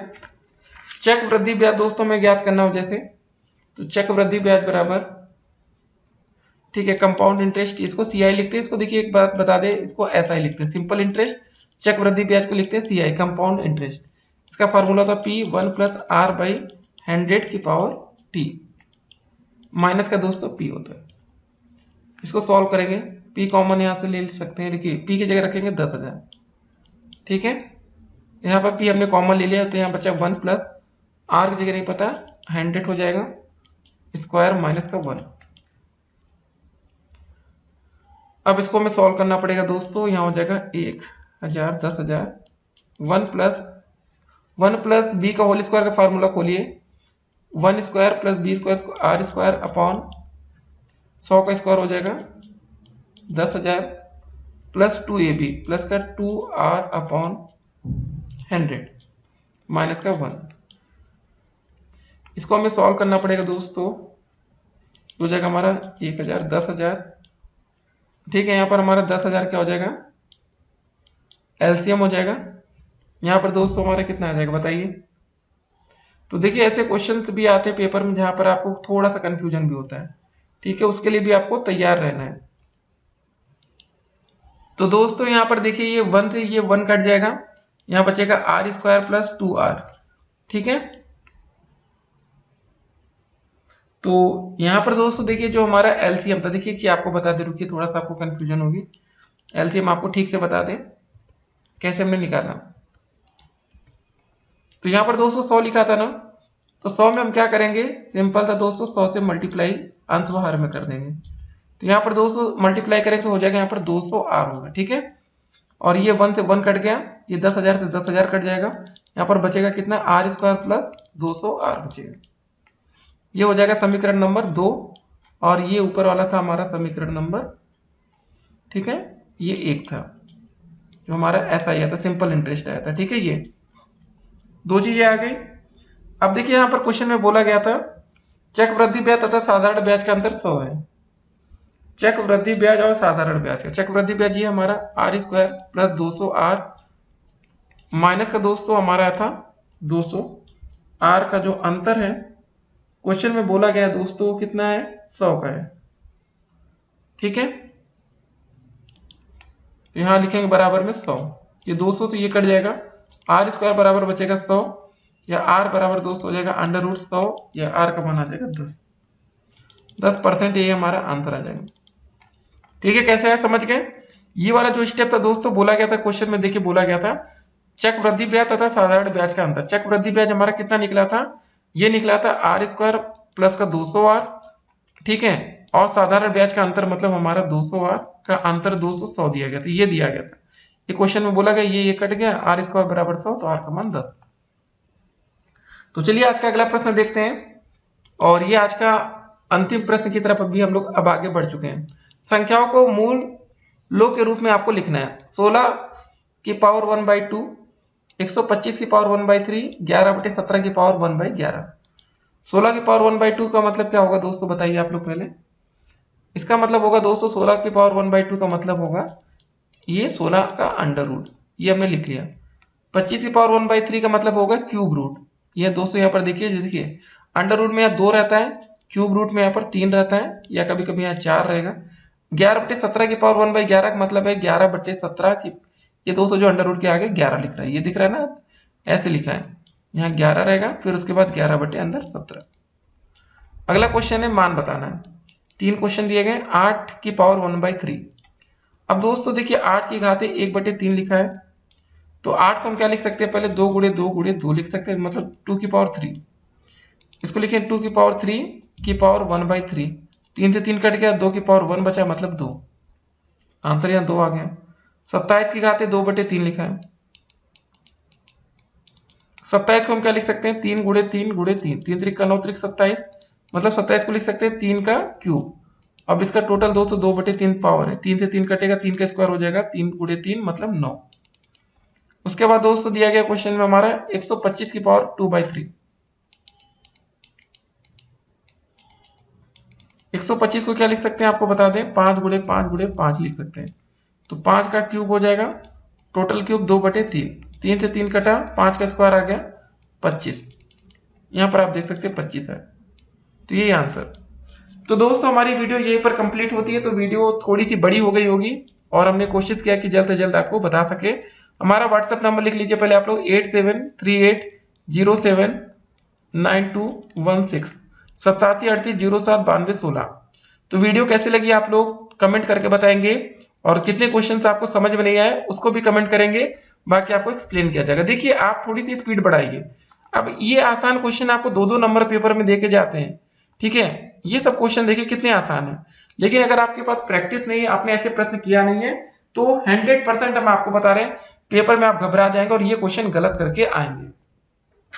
तो ऐसे क्वेश्चन दिखने में आसान होते हैं, लेकिन बिना प्रैक्टिस के नहीं हो पाते। चलिए दोस्तों, सभी छात्रों को ऑल द बेस्ट, फिर मिलते हैं एक और वीडियो में, तब तक के लिए stay connected, have a nice day.